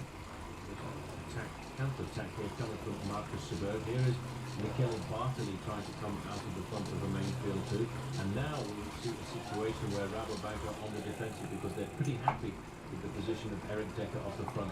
Looks like Bortolami coming forward there. In fact, it's Lance Armstrong in second position right now. The first time we've seen him moving to the front of the pack. Just on 50 kilometres left to go, and the American winner for the last 2 years of the Tour de France has hit the front here, giving himself a perfect workout. Nice bit of speed work, flicks his arm, falls to Gianluca Bortolami, winner so well this year of the Tour de France, got himself the lead in the World Cup competition. That's gone now to Roman Weinsteins after his great ride in Paris-Roubaix. What was his name again? Roman Weinsteins. Bortolami not getting any help there. You see Rabobank are very clever in the tactics there, Doc, but Michele Bartoli's not too happy about it. He's going to lead straight out of the group. This is where he gets his nickname from, Il Gatto, the cat, because he likes to pounce just at the right minute. He was trying to pounce on the back end of the motorbike there. Many of these riders try and use the television motorbike as a launch pad to attack. They try and catch the driver unawares, and then the guy is maybe in the wrong gear and tries to accelerate. He accelerates slowly with his motorbike, but the rider will get just a little bit of a pull and then catapult himself off the front of the main field. So the riders now still counter-attacking every move here. That's Van Bon again on the front for Holland. And another Rabobank attacker coming now on the left of our picture. And this is Bogart who's launching an attack. Difficult to see. It looks as if it might still be Eric Dekker trying to go out of the front again on the attack. Well, he's certainly making a long one of this. He's trying desperately to get a little group working the way together here now. And there's plenty of riders willing to chase down. It can't be long now before they shake this bunch up, because these attacks are going to come so fast. The problem is the riders won't, and look at the situation now. Because of the attacks, they have split this bunch up all over the highway. It's hard to call it a bunch right now. It's more like a chasing group. There are very few riders left in this Amstel Gold Race. And the fact that there aren't so many people out here today watching the race is because the organisation and the government have asked people to stay away because of this foot and mouth, and they've done a great job in actually being able to put the race on in a situation where over the last 15 days we've heard so many rumours about whether it would or would not take place. Yes, and the public have clearly heeded the warnings, and they're doing the right thing here. And it is Eric Decker who has come through, looks over. This is the mixing time now, when the boys are starting to get very frisky, testing quickly the weaker ones. Bartley here, looking around all over the place. Schnell goes through, they must have wiped out the breakaway. There's Fred, so we're all together now. Well, that must have been pretty rapid indeed, because the last time check we got was around about 50 seconds, but it is all completely back together right now. There's Vingegaard, little rider from Team Telecom there. An excellent ride last week for him in Liège-Bastogne-Liège. Freddie Rodriguez is there, Armstrong is there himself. It's the first chance we've really got to see Armstrong this year, although he did have an 8th place in the Semana Catalana. This is Michele Bartley out of the front again, very aggressive. And doing the right thing. He's on the cycle path here, which of course you can't ride on the road in normal occasions. It would be illegal for a cyclist. And Bartley attacking now on what is a slight rise. Good place to choose. Going to keep the huge effort. Yellow flag means danger because the road narrows. It's yellow for danger in Europe. And there's why, you have to breathe in deeply. There's a bit of a scurry here now, somewhat panicked, as they try to answer Bartley's rather sharp-looking attack there. He's got a mean acceleration, Michele Bartley, but you can see all of the time Rabobank are putting men up there to try and keep control. This looks like Michael Berger now coming off the front of the group. He's countered the move by Michele Bartley, but I think he's going to have a hard call to try and ride to the finish on his own at this pace. And he's listened to you because he's sat up to see if any little group can come and join him. Bogart knows what it's like to win the Amstel Gold Race. Bartley also there. On the left-hand side there with a large helmet and the grey jersey is Johan Museo, so it's good to see Museo riding so well here. It's a race that he's enjoyed in the past, and Freddie Rodriguez is not enjoying it at all because he has popped. Yes, it's interesting to see Museo there. He didn't enjoy his ride in the Liège-Bastogne-Liège, that's for sure. Now, the group has thinned out under this flurry of attacks, but there are still a lot of riders here willing to give it their best shot. And a lot of riders from Rabobank, again, launching attack after attack at the front now. They've got enough men here, too, to try and weaken this and hopefully get one away. 4 of them clear now. This is Museo bringing them round at a tremendous speed. It's an interesting move, this, by Johan Museo. I didn't expect to see him in the thick of the action in this event. He has won this event in the past. That was back in 1994 when he was really at the height of his classic campaign.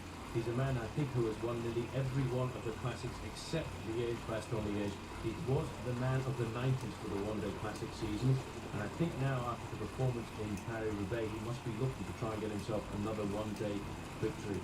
And in fact, I'd have to look back very carefully through the years, Phil, to see if there was a year when Johan Museo hadn't won a one-day classic. Well, I can't help you on that, Paul, so do it yourself, because I don't know, but he certainly has been a wonderful bike rider, I certainly know that. And a great man to talk to as well. His English isn't that great, but on the other hand, he always has interesting things to say. And now even in second place here, still on the attack, trying to break the attention of the big field. Eric Decker was the man launching the attack with Museo in second position. This looks like one of the big populist riders coming across here, and that is more than likely going to be Chris Pearce. It is indeed. He's a man that deserves a good success. He reads the move so well. He hasn't quite latched on yet, but this man will do one day. And it looks as though we've got an interesting man in this breakaway. The third man in line, I think, is a rather interesting man to see riding well in the classics. That's Lance Armstrong. Something so far that Jan Ulrich has failed to do is to show in the early season classics. But Lance was pulling quite a face there as he tried to hang on to the wheel of Johan Museo. He looked over for a little bit of assistance, slipping back from the main break, but there's 4 of them clear just now. And he's looking to see if anybody can join them. Sweeping descent at the speed of Museo coming down. Chris Pearce in second place, Armstrong And they are the first three riders on the road, and as a whole, the whole field is freewheeling back on. No, maybe not. But maybe this may be the start of the move. Good word by Johan Museeuw. In fact, if you talk to Lance Armstrong about the men who he really respects in the sport of professional cycling, one of the men in the top 3 or 4 names he'll give you is Johan Museeuw. Eric Dekker leading through one of these small Dutch towns very fast front. There's Peter van Petergem, Mercury VXL going through there. Armstrong, very attentive ride by Armstrong right now, keeping himself right up near the front of the pack. Museeuw is there. The bird is there too, the champion. He's also a Rabobank man. Don't be fooled by his national champions jersey of Austria, of Switzerland. Because here's the champ. Here comes Bogert again. Looks at everybody disdainfully because somebody left the door open. Might well have been Andre Schmill there. But anyway, Bogert's going to close it down. This bunch all of a sudden has reduced rather dramatically. There's a bigger bunch even further back. But this little group here might get across. There's quite a serious speed here as we head up through now towards the climbs. We will be coming fairly shortly to the Kuttebed. That comes around about 27 kilometres to go to the finish. The climb's up 22%. And in the past it's a climb which has been absolutely mad with the crowd that come out to see it. This year I expect it will be almost devoid of spectators. Well, I think you're right, because they won't be allowed to go up there. That's about 10 miles ahead, as we continue on the road here, and look at all the damage slowly being repaired. And going forward to the back there. Mr. Van der Velde moving forward there as well. Michele Bartoli at the rear end of the group right now. The pace is certainly exceptionally high. This is Armstrong accelerating at the moment up one of these climbs, trying to split the group. Well, this is the first big attack from Lance, and he's launched it in that low cadence he pedals at now. 43 kilometres to go at this point as Armstrong puts in an attack. Any takers? That's a good question. Well, anybody who will respond to that is going to be pretty good. Somebody's coming hauling across the gap right now. I'm not sure. It looks like Eddie Madeleine has come across here from Vini Calderola. In fact, Eddie Madeleine has come across. Let's just take a look at that one more time. Armstrong riding at the front of the main field. Actually, it doesn't really look like much of an attack still.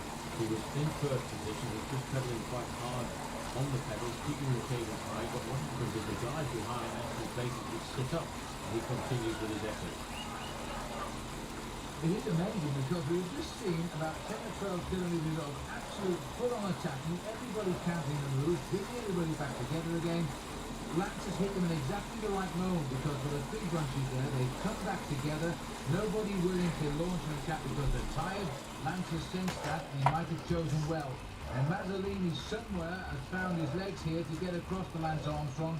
Now Mazzolini and Lance Armstrong's cycling reputations are vastly different, and yet Mazzolini's gone for Lance and joined him.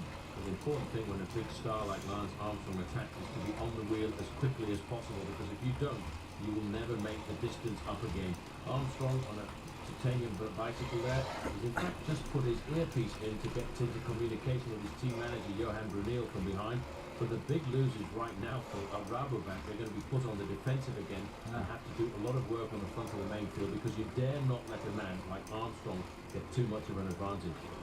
There is the man we've waited a long time to see him in our television pictures. At this stage of this season, we haven't seen him at all in 2001, but he's there now, and he's put in an excellent attack, and Mazzolini's ready. Well, Mazzolini's only ever won 2 races, both of those last year, a stage of the Tour of Romandy in Switzerland, and also a stage of the Tour of Switzerland itself. He is, in fact, an Italian. Van Petergem in this next group on the road, as is Schmiel. Amazing to see Schmiel in the second group, because he's been involved in an awful lot of attacks, and Dekker pulls himself back up. And in fact, notice that Michael Bogard there just dropped off the back of the group there to pace his men into the group as well. So they're playing a very tactical game today, our Rabobank Phil. Now they've got 2 men in this group, but they never should have gotten caught out by that move by Lance Armstrong. No, they've got 3 men, Paul. There's Bogart, as you say. There's 3 riders up in this group for Rabobank, and now they've got to make a quick decision because gone in the distance of these 2 riders. No time ticks coming yet, but they're quite clearly over half a minute ahead, I would say, of the field. And Armstrong was the man who caused the attack, and Mazzolini was the man who spotted it, and the others let him go. caused that group behind to split again. That's a very select group of riders on Moto2 chasing them down. And you can see as they wind their way down that descent just after Lance Armstrong. They can't be very much more than about 25 seconds behind right now. And Eddie Madeleine has decided he's going to come to the front and work with the man who's been the champion of the Tour de France for the last 2 years.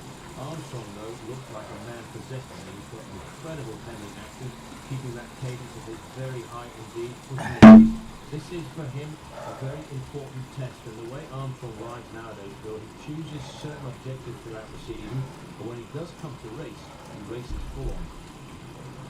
He likes to test himself. His thoughts not winning an Amstel Gold, but winning the Tour de France. That's his main singular objective. Here is Eric Decker, who won 3 stages of the race last year, and Lance won the big race itself. And Eric now having to do a lot of work here. A bit slow to get onto the group, he was, but on the group he now is. Also in this group is Johan Uzeo, Andre Schneel, Chris Piers is there, Christian van der Velde it is. This is the group now which is assembling a very select chase group, and at the back there Van der Velde is going to remain a passenger. He's going to help no one. And the group as well, I thought a glimpse of Davide Rebellin, a good favourite for a circuit like this, especially with the fact that there are a couple of climbs within the last 10 kilometres. Armstrong coming up alongside Eddie Madeleine will have given him a word of encouragement there, saying, well, come on, let's work together, we've got a chance here to build up a large advantage. Armstrong nowadays, having spent a long time in Europe, fairly conversant in French and in Italian as well as Spanish, which he obviously uses quite a bit racing down there in Texas. Madeleine is taking a look over his shoulder. He better not lose the concentration, because he needs that back wheel of Armstrong to driving again up a climb here with all of his power, taking a low gear and just sitting there with great pedaling, the rainbow jersey, sleeve edges there, as the former world champion. That is his right. And the riders here in this group are using this little climb of the Rodenberg to try and split the field, and this might be a decisive chase, and Uzeo has missed the split. They're trying to nail back that leading group of riders, which contains Decker and Bogard. All kinds of urgency in this group behind. There's Bortolami in 4th position there. You can see the big strong style of him rolling about on the bike, and a lot of riders at the back of that group in difficulty. This is Rebellin moving off the front, but they're about to get caught, I think, by a larger group of around about 20 riders or so. Yeah, I think half the riders dropped earlier just come on that climb back. And we have a much bigger bunch here now as David Rebellin sets the pace briefly, drops away off the back. So this is going to become a much more concentrated main field now. But still, the 2 riders are clear at the front. Decker now put into the role of defender, trying to pull the team back up to the front. They'll be working as hard as they can, but I think for Van der Velde it's boom boom and out go the lights. It wasn't Van der Velde actually. Nice George Incapi for Yeah, it says 6 minutes. Let's be fair. He has set this up today. So, it's becoming evident now that for a late attack by Armstrong, goes for a sub long 150. way today. There's nothing left now. Peak job done. Time to get ready for a shower and hope that his team captain can finish it off. He is now in the breakaway with Eddie Mazzolini, and the main field, well, what's left of the main field, showing signs of stress. An attack now by De Berg. Van Born, another rider going out to the back of this group because of the pressure on the front of the main field by the Rabobank team, and of course by Davide Rebellin in the black jersey there with the yellow C's. He's very much present at the front of this pack. He's waiting for a new group to go forward. In 3rd position there, we just caught a sign there of Michael Bogard. This is another one of the unnamed climbs in this part of the Amstel Gold Race. Armstrong absolutely flying today. Obviously, Phil, his first major rendezvous of the day, and I have to say for the moment, it's 10 out of 10. He attacks everything with such enthusiasm. It's all part of the big plan. To look for fitness to give him the Tour de France. Remember when he won the Tour de France first time? This was the race he chose, and he was beaten to the victory by Bogart. And now again we are seeing an attack by Rabobank once more. And this is Decker again, isn't it? Decker again coming off the front, trying to take the pressure off his teammates here. It's a big question to try and ride across the gap, especially when a man like Lance Armstrong is absolutely hammering at the front. He doesn't look super good today, Eric Decker. He seems to be rolling about on the bars just a little bit. He was oh so close a couple of weeks ago to winning the Tour of Flanders. He came into the photo finish there, just a late burst. If we judge this sprint just a little bit better, he may well have been first over the line. But in the photo finish, the result on that day went to Jean-Luc Bortolami. But he's a courageous bike rider, so can very much change this season. Well, he's setting himself a time trial now, and he's still not impossible to catch the leaders. The gap is not that big just yet. Dekker was the time trial champion, in fact, of the Netherlands in 1996, so he's a good lone rider. Let's see if he can get across. There's the two leaders on the left. That round the right-hand bend now for Eric Dekker. Not so long ago, in fact, with the two leaders that went through there. He's committed now. He's done something nobody else has been able to do for these past 2 kilometres. He's got away. He gave you 100% on that hill. He hurt himself, but I think that was the only way to shake the lifters in the backfield. It looks very low on the saddle right now, but I tell you one thing, the movements that he's coming out with are very useful. He's pushing the pace very high indeed, up to 50 kilometres an hour. He has got a pursuit, in fact, in front of him right now to try and catch these two riders. Armstrong, though, is absolutely flying. Eddie Madeleine is having a hard time staying with the Texan. Look at the face here and the concentration of Lance Armstrong. He always seems to be riding a short frame, Lance, but he gets a lot of power through that body. And the gap we're hearing now is only 20 seconds, so in fact Dekker is coming up. But that looks a bit more than 20 seconds, maybe not. It's hard to tell with our cameras here, but right round that top bend are the two leaders. Back to the main chase, and that's Michele Bartoli here. He's got himself a Rabobank police escort now, because they're slowing off the main field. They don't want to chase it now. Clearly they wanted Dekker to make the move. It's strange that they're giving the advantage over to Dekker, because Dekker's done a lot of work. There's no chase anymore. I thought the man to come out of the pack should have been Michael Bogart. He's the man who took the victory here a couple of years ago, just ahead of Lance Armstrong. He is taking a lot of risks. The last time we saw him go around one of those corners, though, I thought he was going to cook it, because he really went round there at full speed, hardly touching the brakes at all. His position right now, I might as well just take my time now. It seems to be working for him. He's 24 seconds behind the top group, the leading group of riders, which is Armstrong and Mazzolini, and it would be more interesting, I think, to see just how far behind the main field were. And here they are up ahead, a little bit more than we thought, but he is absolutely flying. You've got an idea from the camera work there just how fast Dekker is going. And the back of the field now, it looks as though Bartoli is getting a bit upset with the escort of Rabobank. He's trying to shake something out of this chase group. They've got to do it fairly quickly. We're somewhere in the region of 25 miles still to go to the finish in Maastricht. Dekker has taken flight. There are two leaders up the road. And Bartoli will sense now they've got to reshape this race, otherwise it's going to run away.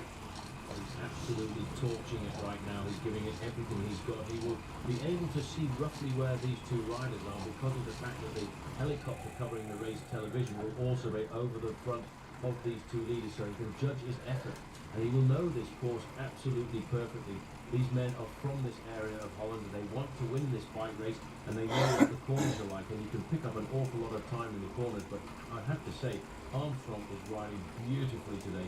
Michele Bartoli, he's a prisoner right now in the main field, and he won't be happy with that. He will be marked everywhere he goes, and it seems that having come from the great Mapei Armada today, Phil, he's very much isolated. But the speed of this man is often frightening. When he does turn on the style, he tears a peloton to shreds, and he's done it again here. But he's pulling away, unfortunately, at least two of the Rabobank team, and they're not going to be any but passengers. And look in the distance, you can see just through the trees there, the following cars of the two leaders.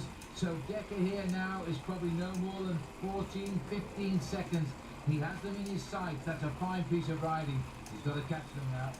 Well, Mazzolini takes up the chase on the front of the main field, and there's a nasty little corner here.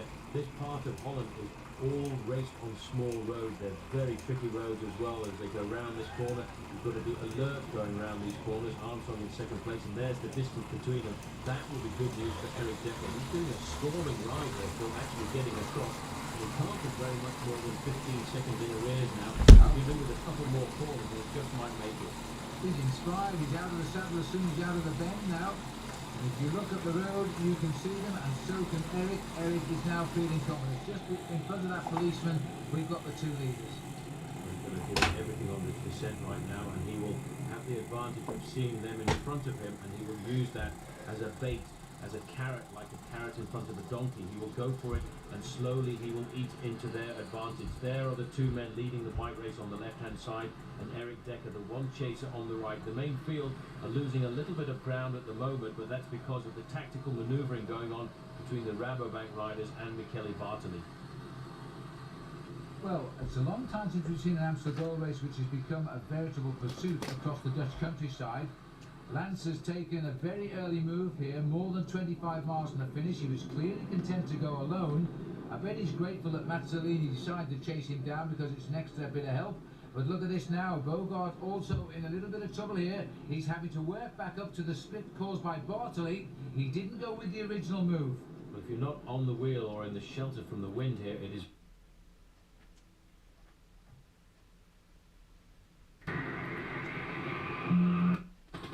And if we're going for cockiness, making a real favourite, then we also have to think of Frankie van der Broek. But let's look back to Valkenburg 1 year ago, and this man, after a brilliant road race, coming out a justifiable good winner of the World Championship, Oscar Kammerzind of Switzerland, reliving the great moments for a country that's been without a world champion for an awful long time. And since becoming world champion, Kammerzind only 2 wins under his belt this season. He of course went on to win immediately the Tour of Lombardy last year, but he's had a good year. 4th in the Flèche Wallonne, 8th in Liège-Bastogne-Liège, and 11th in the Tour of Italy. So now he'll look for a good defence of his title, and he knows what it's all about. The field though, Paul, as we rejoin the race here, the sun has now come up. We're a few laps down the road. There has been no attacks at all, just a nice tempo, and not surprisingly, plenty of the squadra in the lead.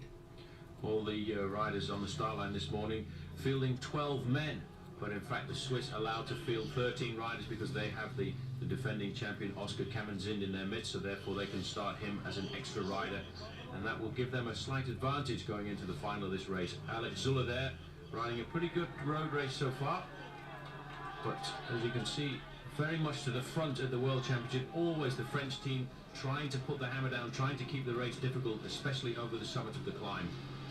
Well, we've now just started to get a series of attacks here. We're moving on to around 7 laps to go from the finish now, and the pressure has noticeably been applied. Andre Schmil has been in the action as well.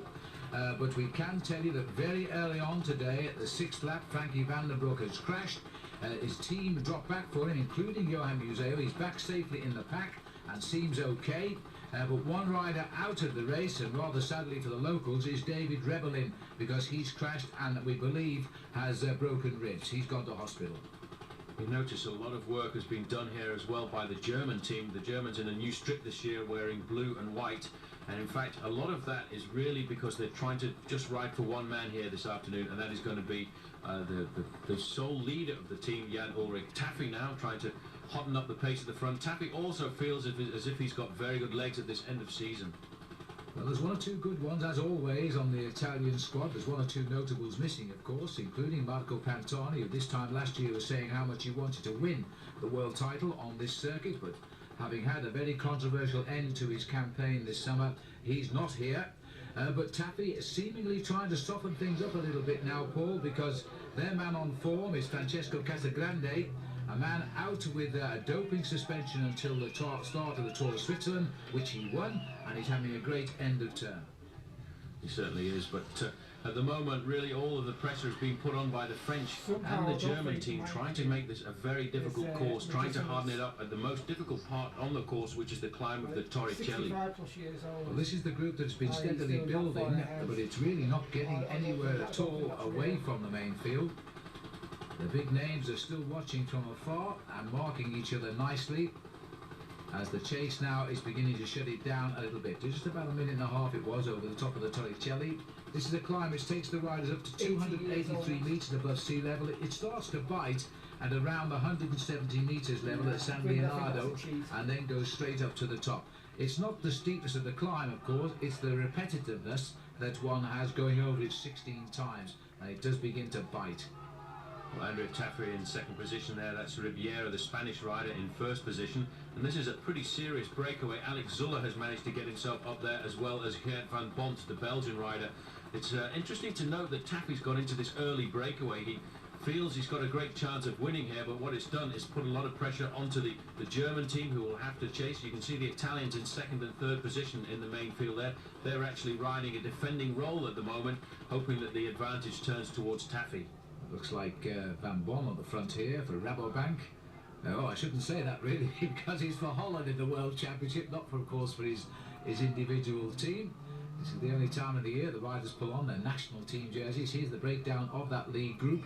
and Zula was the man that started stirring it up. Taffy spotted it and has gone with him, and this is Andrea Taffy at the back. Remarkable rider, and has developed so much, particularly this last 3 or 4 seasons, as to be a top boy in Italy. What a great performance by Taffy earlier on in this season, getting that victory in Paris-Roubaix, the race that he loves and the race that he's really dedicated himself to winning over the last 3 seasons. Their advantage now, Phil, over the chasing group is just down to 15 seconds. But interesting to note that the Belgians are riding well here today. They've placed 2 men into this leading group. And there's the man who has been very active here, Alex Zula. A remarkable second place on his comeback to the Tour de France, and pushing Lance Armstrong all of the way to his victory in that event. Whenever Lance came out with a stage win, it was Alex Zula who crossed the line in second place. What a different story it might have been if Alex Zula hadn't lost over 6 minutes on the 3rd or 4th stage over the Passage au Gois, because that really turned the books for Alex Zula, and that took him out of the race as being a major contender. But he didn't give up, and he fought his way back and came up with 2nd position, which is pretty remarkable when you think of the season that he had the year before and all that involvement with the Festina affair of 1998.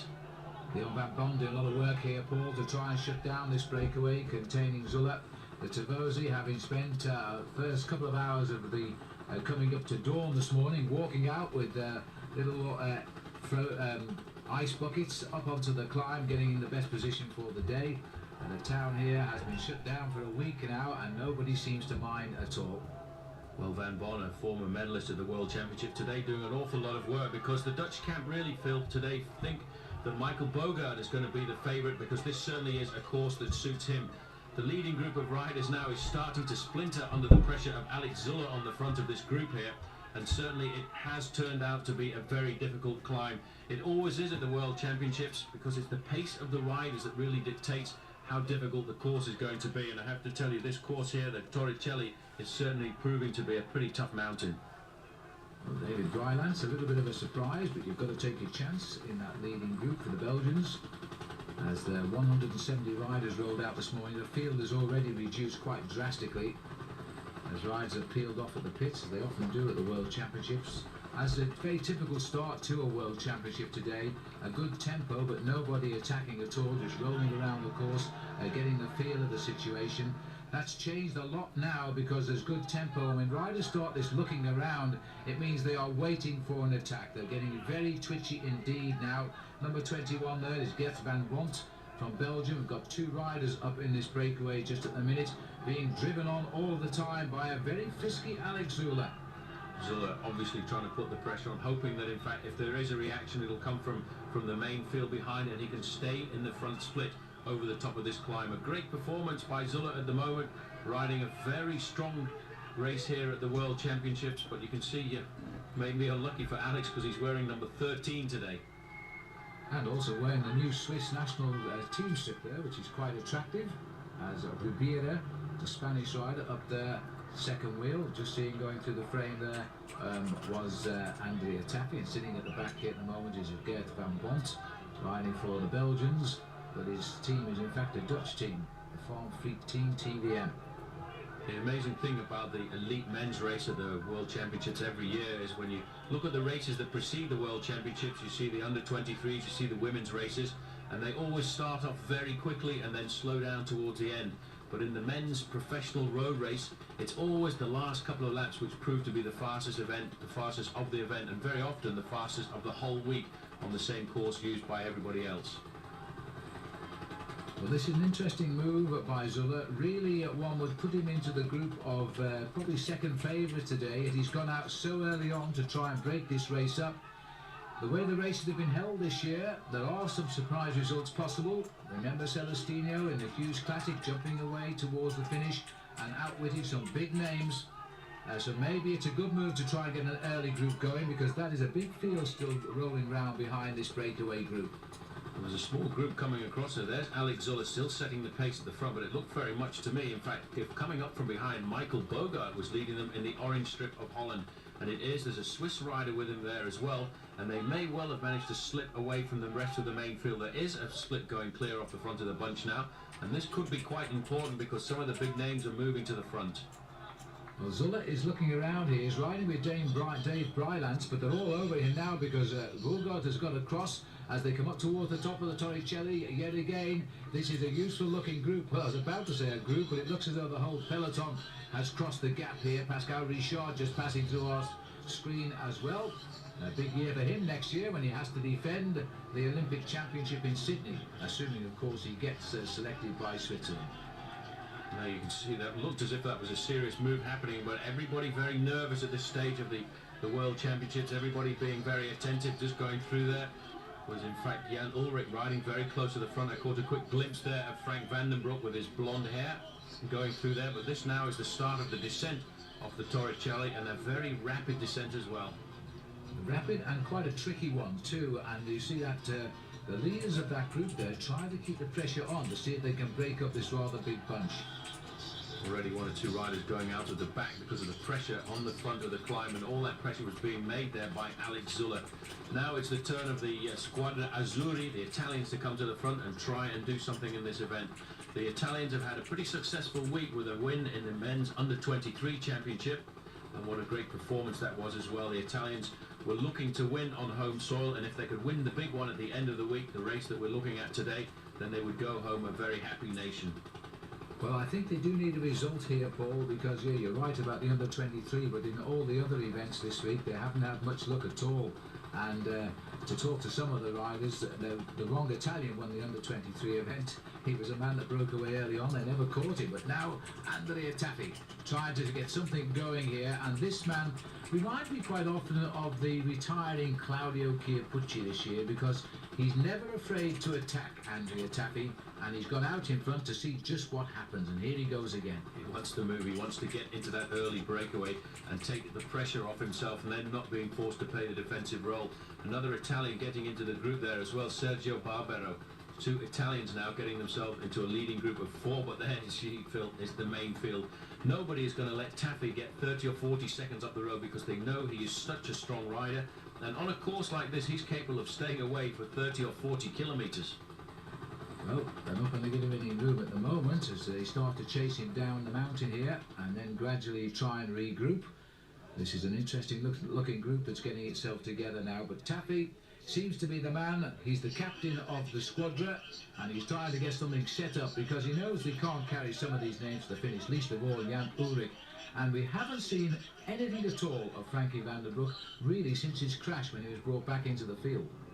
Chance there just to see a group of stragglers who are now round about ready to call it a day here at the World Championships, more than 3 minutes behind, but the pressure is certainly on at the front.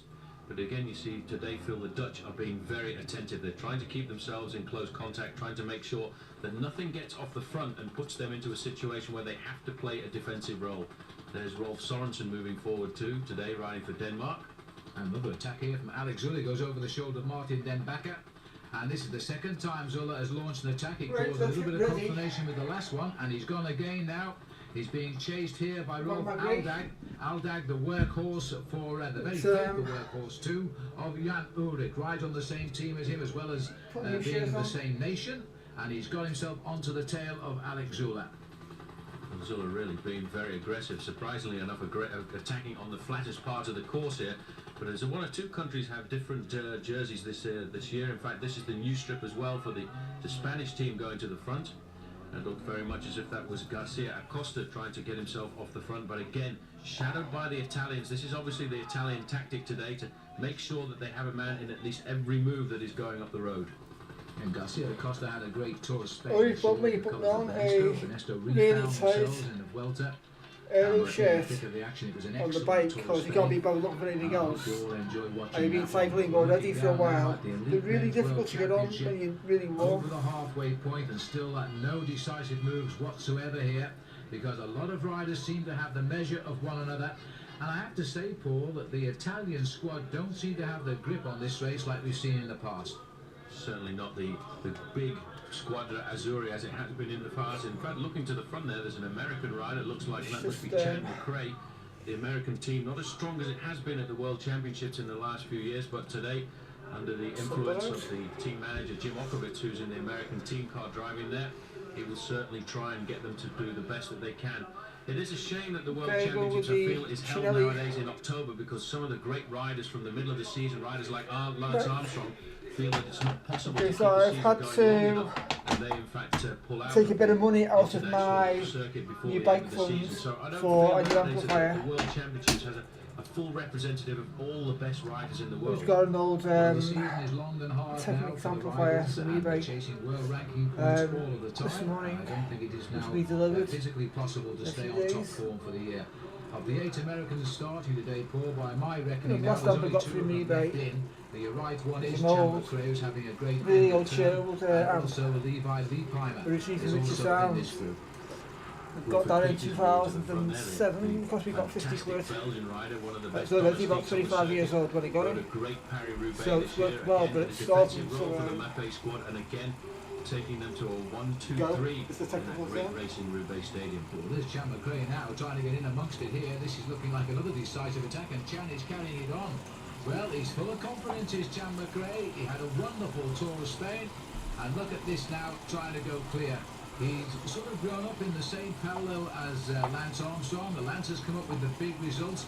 Chan, in his own way, is still developing, and I think there's an awful lot in this young rider. He certainly is. He's a great talent. He's just had a very good finish to the Tour of Spain, but today he's looking to try and put his name right up in the highlights. But that attack came to nothing. And moving forward now, wearing number 98, the man everybody expects to ride well for Spain. Well, that's Audrey Azola leading them round the corner.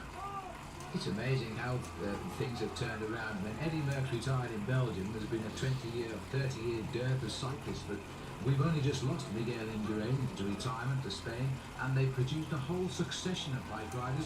They won the time trial this week for the first time with Gonzalez, and now they're at the front of the frame again today. Mark Wouters there. This is in fact Andrea Taffy trying to organise the riders at the front of the group. Taffy is so certain he's going to get himself into a successful breakaway today that he's going after everything that moves. Now here's the man you were saying you hadn't seen very much of, Van Bont, moving to the back, picking up some bottles for Frank van den Broek, who wasn't too far away from him. Well, that's interesting to see that Van den Broek still waiting to see how this race develops. Still a long way to go. The riders just settling in.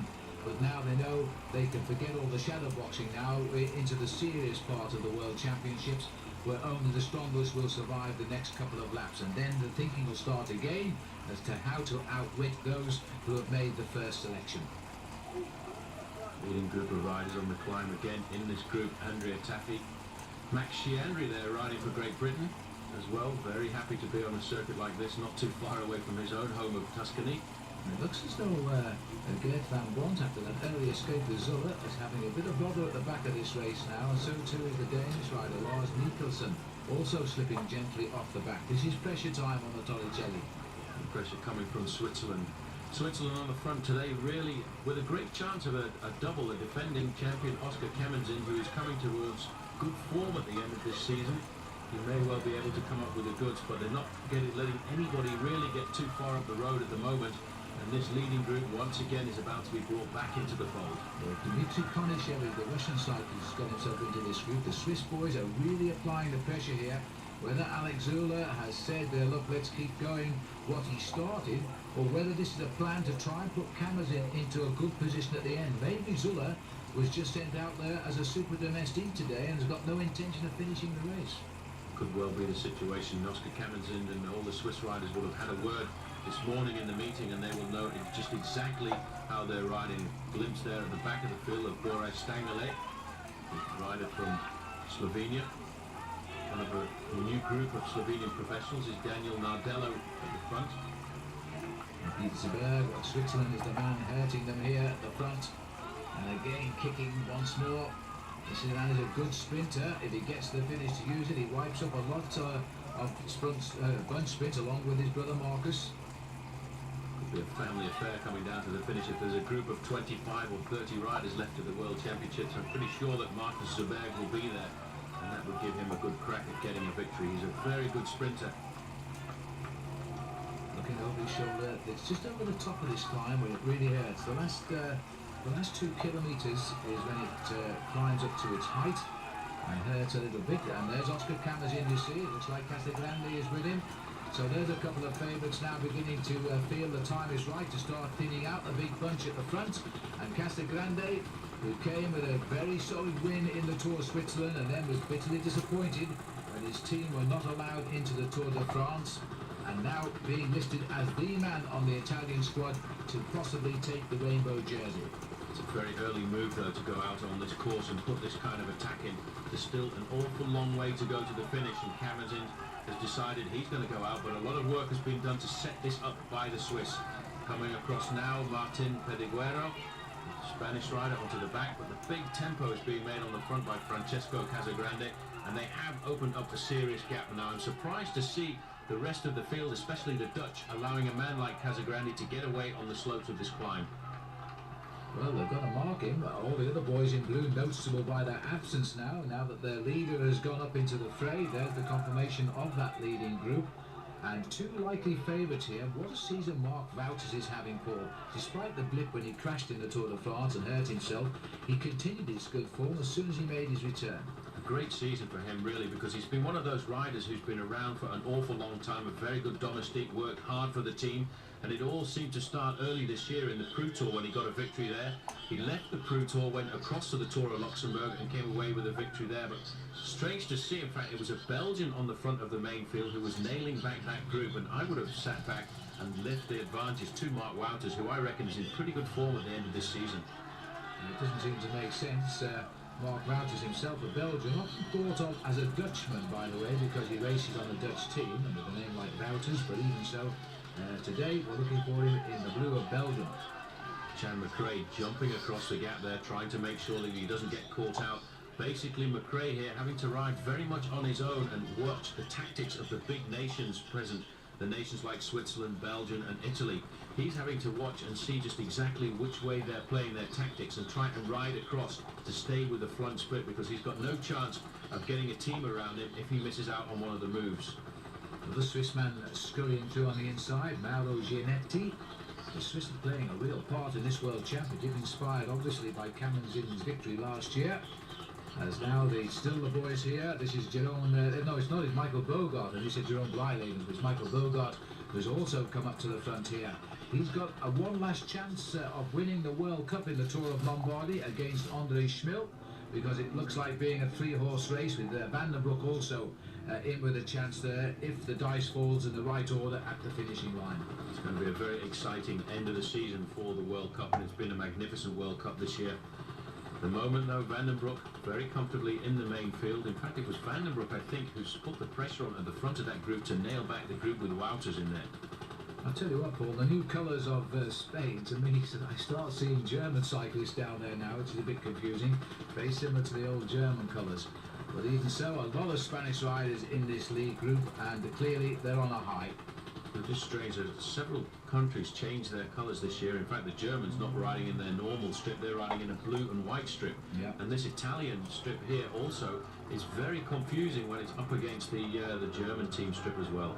And that's the Belgian strip, not to be confused with the Italian strip. Now what's going on here? We've got a problem. This is David Rebellin. This is earlier, in fact. This was the crash by Rebellin. He fell very, very heavily in the early stage of the race after some 70 kilometres only. Clearly in pain. They put him back on his bike, but I can tell you he didn't continue. In fact, he went to hospital. He won't be too happy with that either, because he's a local rider. In fact, he hails here from Verona and felt that this was a great possibility of him pulling on the Arc-en-Ciel jersey at the end of a very long stage. He won't be doing that today, and all he can hope now is that it's going to go to one of the other riders in the Squadra Azzurri. Well, that's really sad, but then this professional cycling game isn't all fairy tales, and they can't all be happy endings like Lance Armstrong's winning the Tour de France. But we wish David Rebellin the best of luck, and we'll probably be watching and cheering for an Italian winner anyway in the next couple of hours of racing here in the World Championship. Well, another flurry of attacks has come to nothing, Paul, and this field is still some 60 strong. The average now just dipping for the first time below 41. It's about 40.8 kilometres an hour now, and that's a signal for Serpellini to have a go. Well, this is a bit strange. The Italian tactics really aren't as what they normally are at the World Championships. They normally try and make sure that they have a group of 8 or 10 riders going clear with a couple of Italians in. And at the moment, they're sending off an awful lot of attacks one at a time to try and go off the front of this group, trying to toughen the race up. And you can see they have done that, because there are not an awful lot of the 170 riders who started this race left in the race at the moment. There's a bit of Paris-Roubaix under the wheels here. That bell, by the way, is a spectator on the right-hand corner. It's not the last lap, unfortunately, for the riders. Just under 5 hours of cycling now, and a packed town here as they see the big riders go through. This is, of course, the highlight in Italy of the whole week of racing down here. And now the Italians are bound to be seen in the action, and that looked very much like Mr. Taffy again. Well, it was. Taffy's got out again. Taffy's certainly looking for the big move here today. He's attacked so many times already. I just don't know where he gets the energy and the enthusiasm to launch himself off the front of this pack. But he is racing on home turf. He's racing in front of an Italian crowd. And you can see a lot of anguish on many faces towards the back of that long line of riders there. Well, you can never keep this man suppressed for very long. He rode an absolutely magical Paris-Roubaix with attack after attack, which gave him victory in the end. Will it happen today? He's been close in World Championships, but he's never got the medal he wanted. Yet. Kurt van der Wouwer on the front for Belgium there, keeping the pace high. They today also have one sole lead, and that's Frank van den Broeke, surrounded by some very experienced riders. Men like Johan Museeuw, men like André Schmeel, who certainly will be doing everything to try and help the young Belgian hopeful. Well, field again. Looks as though it's all thinking out the next move. There's so many men of equal ability, or equal form, I should say, at this time of the year. And the names that we've talked about, like Ulrich and Van den Broeke, we still haven't seen do anything more than just close the gaps and sit there. No attack from them yet. They're letting everybody fire their shells first. Those guys, the big names, the men who expect to win this race, will leave it all up to their teammates for the moment. They will leave it all to their teammates to do pace making at the front. We're on the 13th lap now of 16 laps. And still, Andrea Taffy feels that this could be the chance for him. But what a season that would be, Paris-Roubaix and the World Championships. But behind, they're going to have to start to get themselves organised, because you can't give Andrea Taffy too much of a lead on a course like this, because he doesn't weaken. He can just keep riding at the same pace all of the time. Well, this is when he's brilliant over the beautiful river Adige there, in the centre of Verona. Now, they're having to think this one through a little bit more. Certainly there'll be no reaction coming from the Italian rider on the front there, Gianni Falazin, as he rides up alongside Alex Zula, who's been a real animator in the race so far, but hasn't gone in anywhere at all. Well, I suppose it has. It seems to at last have reduced the field to around about 60-65 cyclists there. Taffy is a great time trialist. Once out of sight, he'll go, and he'll never slow down. They'll have to come to him, because he'll never come back to them. This is the hardest part of the course, in fact, to open up an advantage, because these are long, big boulevards through Verona, and then they go out onto the course and they reach the town of San Leonardo, and then they climb up the 280 metres from the summit of the Torricelli. There's a chance now to see the Germans riders coming up to the front. This is Rolf Aldag, the man who really is always on hand when Jan Ullrich needs him. All of the Germans today putting an awful lot of effort into making sure that there are no serious attacks, because I reckon Jan Ullrich has got a great chance on a course like this coming down to the last couple of laps. But we won't see the big names until 2 laps to go, I don't think, on the final slopes of this climb. Then in that case, we must assume that Taffy here is trying to just soften them up in favour of Casagrande. Also, Gianni Falazin is back in that group, and Marco Velo is there too. There's still got some plenty of the boys in blue back there, but it's becoming a 4 or 5 nation contest once again, with the Spanish, the Swiss, the Belgian, the Dutch, and the Italian. And I suppose I should mention the French, because I've noticed Brochard down there, and also Jean-Cyril Robin. Well, the French have not been as aggressive as they normally are in World Championships. Normally, the French tactics coming through to the Worlds is always to launch attack after attack on the slopes of the climb that every World Championship seems to have. But this year, they seem to be playing much more of a waiting game, leaving it up to the Swiss, who seem to be fairly certain this year that they've got a great chance of this victory, either from Oscar Kamenzi or from Marcus Zerberg, if they can get a big bunch down to the finish line, because Zerberg is a very good sprint finisher, and I think that's another reason why we've seen a very omnipresent Swiss team at the front of this bunch. Peter Falazin is the rider leading at the moment for Belgium, who's got passed by his teammate there, and not to be confused with Gianni Falazin, because he's Italian, and he will certainly won't be chasing his team captain right now, otherwise he will get an earful when he brings him back. But Andrea Taffy is just going to stay out there and see what happens now as we head towards the last 2 laps of the course, and he's about 45 kilometres from the finish here. which is not that far away, 28 miles or so to race. He's forced himself a lead of 45 seconds. It's the Belgians who are having to chase, so clearly Van den Broek is in there and having no problems with his accident very early on today. So it's their job to keep this race in contention. It's a chance for the Italian squadron to have a little rest behind and think what they're going to do with Casagrande.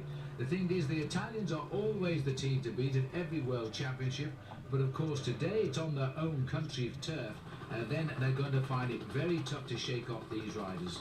They're obviously very worried about this move, because look at that now, 4 Belgian riders moving up to the front, and a couple of those Belgian riders are probably going to be Maffei riders as well. Wilfred Peters could still well be in the action, as Johan Museeuw was as well, and normally they would ride alongside Andrea Tappi, but at the World Championships everybody rides for their respective nation, and they do have to chase down riders who on other occasions actually come from the same trade team.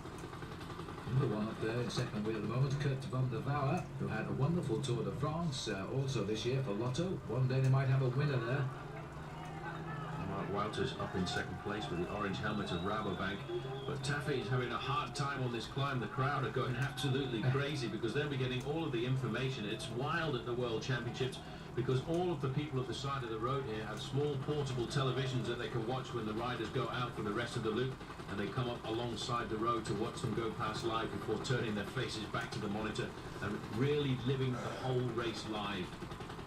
And Taffy, a popular person with the Tifosi, although he's only won 2 races this year, he always features heavily in them.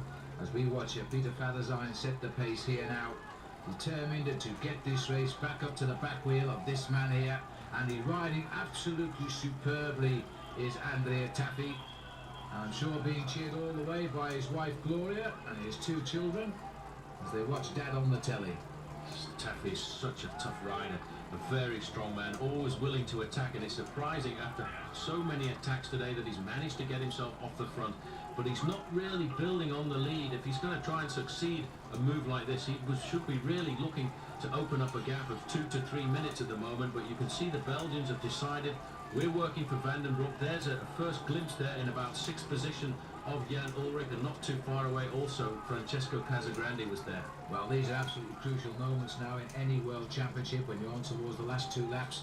You can't afford now to not be with the move that goes. They know the move is going to come. Taffy surely doesn't dream of staying out there for the rest of this race. His best finish in the World Championships is 6th, which he did in 1996, and really could have so easily have been the win. But that indeed went to Johan Museeuw. Chance there to see the little earpiece in the ear of Andrea Taffy. Nearly all of the teams now, all the top teams in the world, using some kind of 2-way communication to get information from the team managers in the car, which I think does make it a little safer. Well, there's Wilfred Peters, and that's a shame. He's done his work for the day. He really is a tough domestique, always prepared to work for the team. He'll be going to take an early shower now, get the TV turned on in the hotel room, and just keep his fingers crossed for Van den Broek. A strong man has done his job and hopes that Van den Broek can now finish it off. He's in that lead group. Well, the lead group I suppose is correct, because the one man up front hardly constitutes a group, but there they are. As we continue on, you've got a good idea there of how long this climb is. It's some 4 kilometres and gets tougher towards the top. Pace being set here by Dave Brylance, who's actually ridden very well, but there's trouble here for Mark Wouters, Paul. It looks like he's given up. Difficult ride for Wouters. He was at the front a few moments ago, really giving it the full energy, trying to make sure that they could pull back Andrea Taffy. But you see, each of these teams today has decided, and it's a very risky thing to do, to invest in just one man. The Germans are investing everything in Jan Ullrich. The Belgians have decided we have got only one man to ride for today, and that's Frank Van den Broek. And what's happening is his teams are starting to become isolated, and towards the end we're going to see a very small group, I think, of riders with just the big names there. Well, they're selling their men. Peters has gone, Wouters has gone, 2 great domestiques and hard workers. They've done their bit and blown away. Now it's left to Germany to set the pace here, and Switzerland not far away either. They're still looking very strong in Swiss. They had a maximum lead of over 45 seconds, but now it's starting to come down pretty rapidly, and it's all because of the tempo being set at the front of the main field on the slopes of this climb. You can see now that they've sent up some Germans to the front, and the Belgians now starting to disappear away from the front of that pack. We've got Zberg right up there for Switzerland now. He's just waiting to see what happens here now. And Andrea Tappi is just keeping his same speed up, but there's so much pressure going on behind. Looking down that line, there's still a lot of riders in contention for this race, and they're bringing Tappi back as a group and not as individuals, and that wasn't quite the plan for Tappi. There they all are here, and some fine pacemaking being done up the slopes here by the German rider. Very close in attention, Switzerland, but Tappi over the summit of the climb is still holding on. He's still managing to survive despite the fact there's an incredible pace in the main field behind, and there is the main field almost on his tail at the moment. But the speed that we've come up the climb this time, Phil, I have to say, has got rid of several riders out of the back of the group.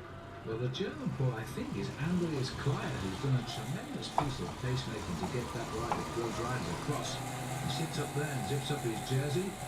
Tappi looks over his shoulder. Must wonder where on earth they came from toward the end of that climb. But they're right on him now, and he's still, you see, going to dangle out there in the vain hope that somebody might just nip across the gap. And now what is happening is the whole of the main field is coming past Andrea Tappi, but he has put a lot of pressure onto this bunch now, and a lot of riders will be gasping for breath. And this is the moment now, if you've got a little bit left in those legs, to launch the counter-attack. But I think everybody, for the moment, feels pretty happy to kick back and have a little bit of a respite before we go into the final couple of laps, because that is where the big decisions are going to be made. Well, in fact, it wasn't Andreas Kleyer, it was Andreas Clouden, who was the rider who did all of the work to bring back that lead group, and he's still up at the front now as they come flipping over the top. And the Lamprey rider there, Sir Marco Serpellini for Italy, also in that group as well. So a good piece of work by Tappi. Come on. Has to have hurt a lot of men. Big group of riders. What's this? Where is he now? Tappi has decided that he's going to keep going. What the hell's the bloody stop now? So the bloody police is to stop. This guy, I think he must be mad, because he really has got to get out there after an incredible breakaway like that. He's pulled the hammer down. Come on, I want to swear at this bloody machine. One more time, and this time they've let him go again. Well, he's 33 years of age now. He turned professional back in 1989, Andrea Tappi. Started slowly, but since then he's put up something like 26 victories as a pro, but he's certainly shaped a lot of race results as well. Look, he started to open the gap again now. I'm pissed off now. Pretty annoyed about that. Except the Italians riding very close to the front. They'll be happy with that, because it's taking the pressure off the Italians, sitting very close to the front with Francesco Casagrande, and what they want Tappi to do is keep the pressure on like this, because this will in fact then take a lot of pressure off them. They won't have to do any chasing at all, and the big lead is for Italy, can sit back and leave the other team through all of the pacemaking. But Tappi, what a great performance. He really is a star rider. When he's on form, he just wants to go out and attack, and that really is a rider like a rider from the old era of cycling, before people calculated down to the last minute second. Tappi just wants to go out there and race. He does, and he loves to please the public. We've seen him entertain the British when he won the Rochester Grand Prix a couple of years ago, which was then a World Cup event. He's also been the national champion of Italy, which for an Italian is a very proud occasion. And he's won big races like the Tour of Lombardy and Paris-Brussels. So he knows what success is all about, but he's still not afraid to go out and make the race for somebody else. At the moment, he's doing it for the rest of the Italian squadron. They've Chambre down there. I think he is now the only American left in the event. I think Levi has gone off now, Levi Leipheimer. And so it's a very, very privileged group down there just now. Interesting to know, just going down the main field there, Phil, there's an awful lot of Italians still left in this bike race. Despite the withdrawal of Davide Rebellin after that unfortunate crash to him in the early part of the event today, there is still a big number of Italians. So this is really working to their advantage, because it's putting pressure on the other teams. A lot of Germans have disappeared from that group. They've all been sacrificed today by Jan Ullrich, and I can only count about 4 German jerseys left in this group here. So already Jan Ullrich is starting to be isolated, and he's going to have to respond to a lot of attacks in the latter part of this race, which I'm sure, if we do catch back Andrea Tappi, is going to come from the Italian squad. Yeah, he's going to have to look for the right train, Ullrich, rather than make it obvious he's got the legs, because they know his form. They saw him in the time trial a couple of days ago, but they don't know how much effort he's given away in that time trial to win the gold medal, of course, but also the way he won the Tour of Spain this year. Strong in the mountains as well. He's going to have to wait, read the race, and go with what should be a compact little group towards the end. As we're running down now towards the last 2 laps of the circuit, Bit of word of advice here. Jean-Cyril Robin in this lead group as well, while at the front, another attack going again. Now this is Marco Bello. Always love that name when you're a cyclist. And now through the pits, not taking any food on board. This is another attack by the Azzurri.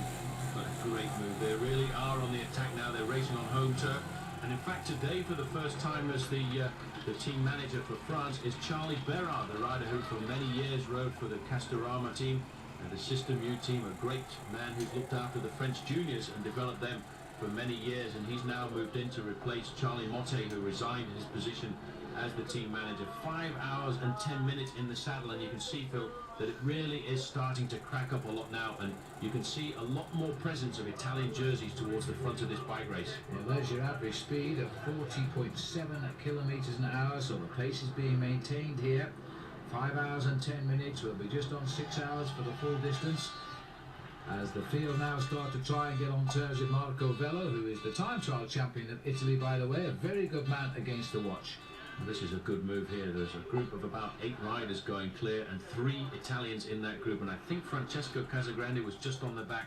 The reaction, though, coming from Michael Bogard, who's seen the danger, and the Belgian rider in there is the old Grand Master himself. I reckon Mr. Classics of the 1990s, Johan Museeuw. Yeah, a brilliant bike race reader. You do a lot worse than to follow his wheel around the bike race. That's, of course, Paul, if you can keep up with him, because even though he's aging now, he can still read a bike race to absolute perfection.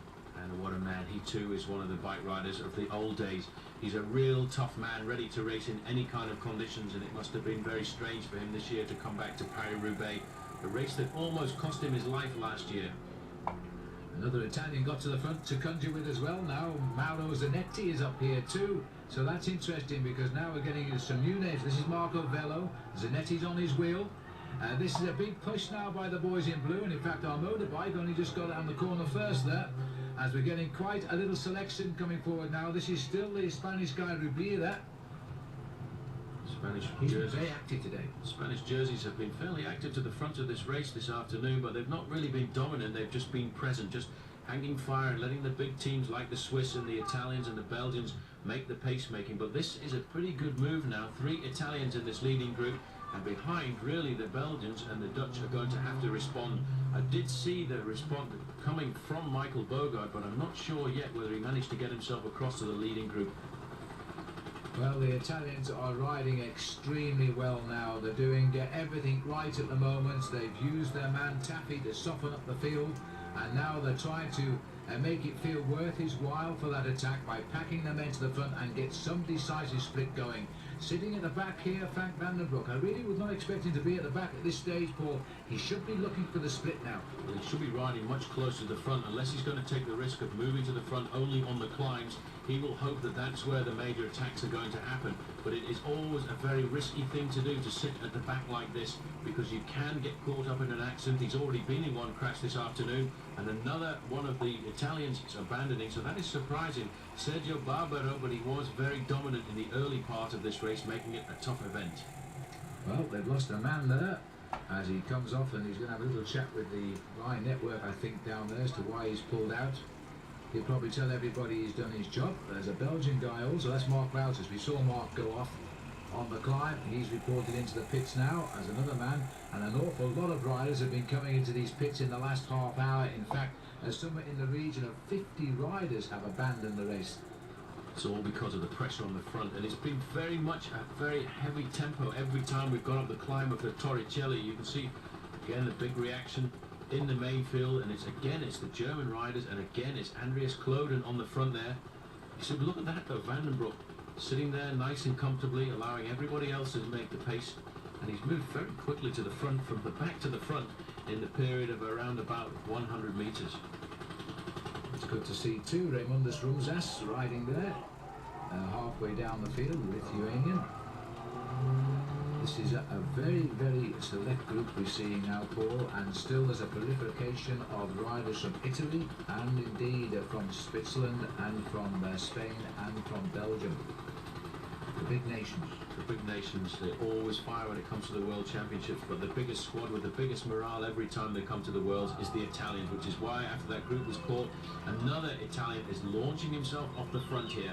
great attacking riding. This is Farazin now having a go, and they're wonderful the way they do this, where attack after attack to try and break up the race. It just shows you the quality of the riders with them though, because attack as they may, they're still pulling an awful lot of riders along in this group behind. And now the Italians have decided they've had enough of the early part of the race, had enough of the scene setting. They want to get out there now and really put the hammer down. They've had several attacks. That was a good move just recently with 3 Italian riders getting into it, but they still want to launch the attacks. They still want to get out off the front. This looks like, I was going to say it looks like Glenn Magnussen. We don't usually see him in his Swiss colours, of course. He's about to lead the US Postal team this year for a new squad next year. Nice attack from him. Looks as though it's all coming steadily back together again. Magnussen, normally a sprinter, specialising in winning a stage, at least one, in the Tour of Italy whenever he rides it. This was the odd year out for him. Alex Zuller again has gone, and Alex is so impressive when he starts. And look at the gap he's opened this time, and of course the Italians are trying to react. Well, they're not reacting at all. They've just sat up because they cannot follow the pace of Alex Zuller. That was a great move. He waited for the attacks to come, and as soon as they slowed down, he came right up to the back wheel of Magnussen, straight by him, and he really has got the real coup de pedale today, the real stroke of the pedal. He's flicking it over nice and easily, and he's opening himself up a very smart gap. Now, this is surprising because Alex Zuller did an awful lot of work in the early part of this race, but I reckon today he feels he's on good form. The reaction coming from France, and that looks like Jean-Cyril Robin. Indeed it is, and some 230 kilometres now under the wheels of these survivors. I think that's the name of the game now, because an awful lot of riders have thrown in the towel. While he's gone after Alex Zuller, Robin, and it looks as though he's going to join him on the climb. Now this, I think, is going to be one of the last attacks. The others are going to have to try and follow. It's put a real cat amongst the pigeons. There's 2 Swiss riders very close to the front there, but this will be ideal for a man like Markus Berg, the sprinter on the Swiss squad, because he can sit back now and just leave the advantage to their man at the front. Jean-Cyril Robin at the front, in fact, now has made contact with Alex Zuller, and these are 2 very good riders, especially for this part of the course. But look at the gear that Zuller is using, a very small gear, ticking over the pedals there on the slopes of this climb, and already they're building themselves up a pretty serious move.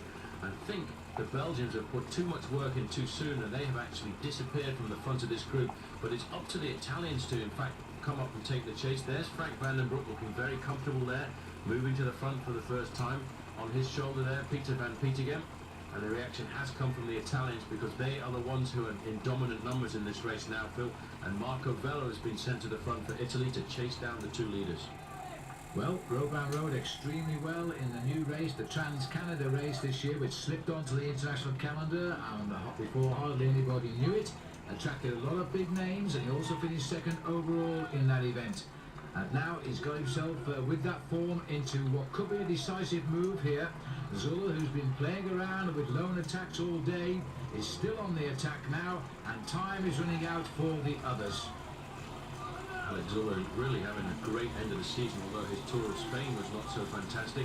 He has proved that he has got himself into ideal conditions for the World Championships, which is being defended by Switzerland, as Oscar Camenzin was the man who won this title last year, and he's still in with a very good chance of winning again this year. They're at an advantage now, 12 seconds over the group, and the group being led very much by the Italians, who certainly want to bring this race back together, because in the group they've still got Francesco Casagrande, who many think is the #1 favourite there. That was Marco Vello on the front, putting the pressure on, trying to pull it all back together, but the race now is becoming much more tactical. And the Italians are again on the receiving end here as they try to move up. Number 96 there was Martin Pereguero, and he's a Spanish rider. There's a few Spanish riders still in this lead group here as they now decide what they're going to do. Number 8 is Felice Bettini, the Swiss rider. Number 20 there is Andre Schmil. He's probably thinking of his upcoming Tour of Lombardy and the defence of the World Cup. It would be nice to go into that race though wearing the rainbow jersey, I'm sure about that. And Lord Brochard on the right as well, and the Italian rider there is Farazin. This is a very select group of some good names. But what can they do about this attack? This is going to be a tough climb this time up. These 2 are sailing up it, with all of the work being done by Zuller. At least when our cameras go there, I've not seen Robin in the lead since he hooked up with Alex Zuller. Well, I do have to say, Jean-Cyril Robin looks very comfortable there, sitting very nicely on the wheel of Alex Zuller, riding perfectly, sitting well back on the saddle, nice and powerful, keeping himself in an ideal position. He's coming to the front now as they get toward the summit of this climb, but he does look relaxed and he does look in good condition. And I have to say that race across Canada obviously did him an awful lot of good because he's come here with good condition. He's very unlucky to lose the Trans-Canada race. In fact, it went down to the final time trial. Yeah. Having led the race for an awful long time, he had to bow out because of his inability to put in a good performance at the last minute. And we must not forget, of course, last year when he rode for US Postal, he finished 6th in the Tour de France, slipping into the result there, hardly noticed. And so Robin is a quality rider. He was, when he was a junior, a world record holder as well. Now, those two riders clear. 13 seconds, hardly a winning gap yet, as they continue over the top of the climb. And the group behind are going to leave the majority of the chasing, I think, now to the Italians. They know that at some stage they will make a move. They have to make a move because this is Italy. The Italians will not let that group go off the front. They will fight as hard as they can to try and pull it back. Still, Marco Bello is on the front. You see, this a bit strange, this, because the Italians are trying to chase down, but it's the fact that they're on the climb at the moment that they don't have 3 or 4 riders in the front trying to organise a chase. They've sent Marco Bello up there to keep the tempo high, to make sure that on the slopes of this climb, the advantage of the 2 leaders doesn't get too big. It's still hovering around the 15-second mark, and I think we'll take a few risks in the main field on the descent of the climb here to then try and pull them back into the fold. But now Robin has come to the front. He's looking very comfortable. A click of the arm there, just a swift indication to Alex Uller. Come through now. I've done my turn at the front. It's now turn for you to put the hammer down as they come up to the summit of the climb. We'll now get an indication of just what sort of damage they've done to the main field behind. Well, this is going to be a fine circuit next time around because they've got to get across to reach them now. Here comes the counter-attacks from the field. And this little slight rise, and of course if the Italians are making the move again, Pelazine trying to do something about it. Over the top and flip down now, long fast descent. Alex Uller leading Jean-Cyril Robin. The clock giving us our time checks on the right, appropriately pasted by the colours of the rainbow jersey. The main field is not very far behind at all, and there are not very many riders left in that group. Pascal Richard, I just caught a glimpse of there, was still riding. So is Mauro Gianetti. So today, in fact, the Italians and the Swiss are the ones who are there in the greatest of numbers. They've ridden the most perfect race so far, and they've managed to keep themselves high in numbers. And look at that, just 6 seconds to the chasing group. The chasing group is just 3 riders now trying to get across. There was an Italian in there who put the pressure on the last kilometre of the climb, but the main field is really not very far behind. Well, there's a bit of a break there for Zula as he took a drink. Robin straight through on his inside. And the 2 riders we expected to move soon, Jan Ullrich and Frankie van den Broek, we haven't seen up near the action at all. They're certainly in that group and they're playing vigilante, but they've not come forward. Now this is a fast express coming across here now. And Celestino is the rider for Italy, but look at this ball. Camazin, the defending world champion, could soon be in the frame. This is a great move by Switzerland. They're going to move this forward now. We'll have 2 Swiss riders in the leading group of 5. Now that is very good for the Swiss. And immediately Camazin goes to the front. The reason he's done that is to show Alex Uller that he is there. And this, I think, has been the tactic of the day for Switzerland, to make the pace-making hard, make the race difficult, and then try and launch Oscar Camazin into the group. But to get into a group with a teammate gives you an extra advantage. Well, the Swiss are riding an absolutely brilliant race. They're building up a lead group here like the old Soviet Union cyclists used to do in their amateur days. And now they've got 2 riders up in this front group, including the very dangerous Oscar Camazin, no longer an unknown after what has been a very solid season for him, although he's only won a couple of races. The team that's missed out again is the Belgians. They should have had a man go across this group, because now they're going to be obliged to chase, because they've got to try and pull it back together for the man Frank van den Broek. Also, Ulrich will have to start chasing on his own because he's running out of teammates at the moment. 2 more of the German riders have pulled out over the last lap, so he's used his team up to the maximum, and he's going to find himself having a very hard time with these little groups that are going clear now. Unless you go with everyone, it's very difficult to put yourself into a winning position. Well, 4 nations up here, and that's a lot of riders behind them, and they will be chasing.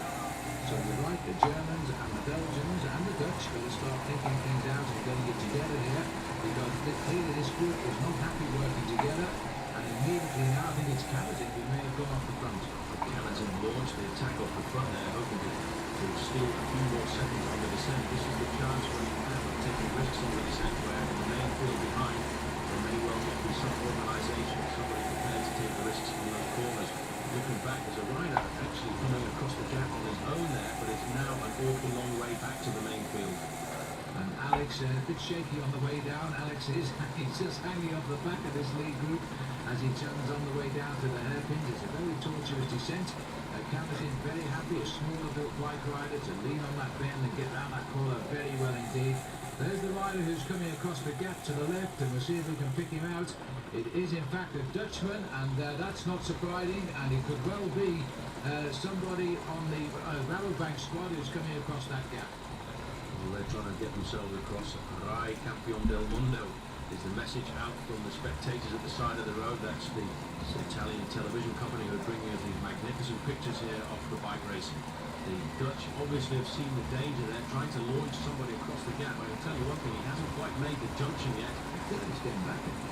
Could well be Martin Denbacker. Difficult to see. The quick glimpses we're getting as the leading group of 5 go underneath the trees on this very tricky fast descent up the slopes of the Torricelli.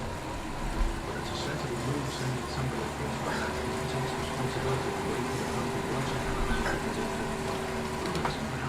absolutely unbelievable. This is the heart of the world. Absolutely.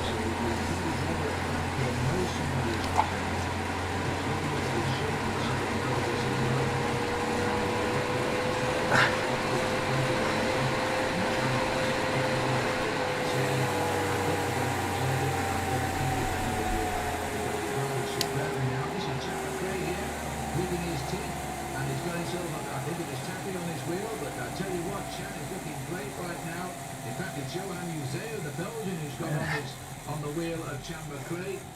Now Chan, I think, took a flyer from the field and they brought him back there, but he's created a reaction which I think he probably wanted, was to try and split this field up. But just look how tenacious they are today. The gaps come and they just concertina back up again. Well, it has thinned out, Paul. That group's just gone round the corner. Yeah, very difficult looking back now to see just exactly where the main field is, and there they are. Not very many guys left in that group now, but I think the rider trying to get across at the front actually had made contact, because I just thought I saw 6 riders in that leading group now, so we may well get a chance to see just which Dutch rider it was who's got up there. And in fact, there he is, wearing number 51, the man that we thought it was, Martin Denbacker.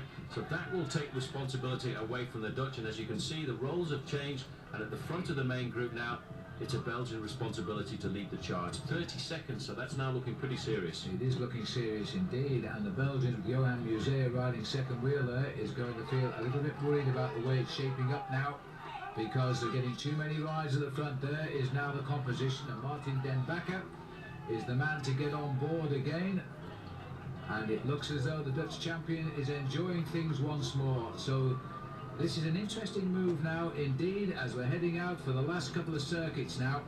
This is exactly what the Swiss wanted. They wanted to get themselves into a situation where Oscar Kamenzin could get across to a move. I think it's an added bonus that he's got Alex Zuller there, because next time we get to the climb, what's going to happen is Alex Zuller will go to the front and set a real man's pace on the climb and try and open up the gap over the main field, because he knows there'll be an organised chase behind it. He knows it'll be coming from the Belgians, because he will have worked out the fact that the Italians are going to sit back now and leave the advantage to their man in the leading break at the moment.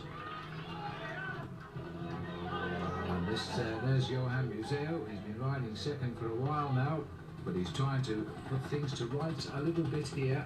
Won't be easy. Peter van Petegem is the man setting the pace, and he probably have mixed thoughts now, chasing down Martin Denbacker, I suppose.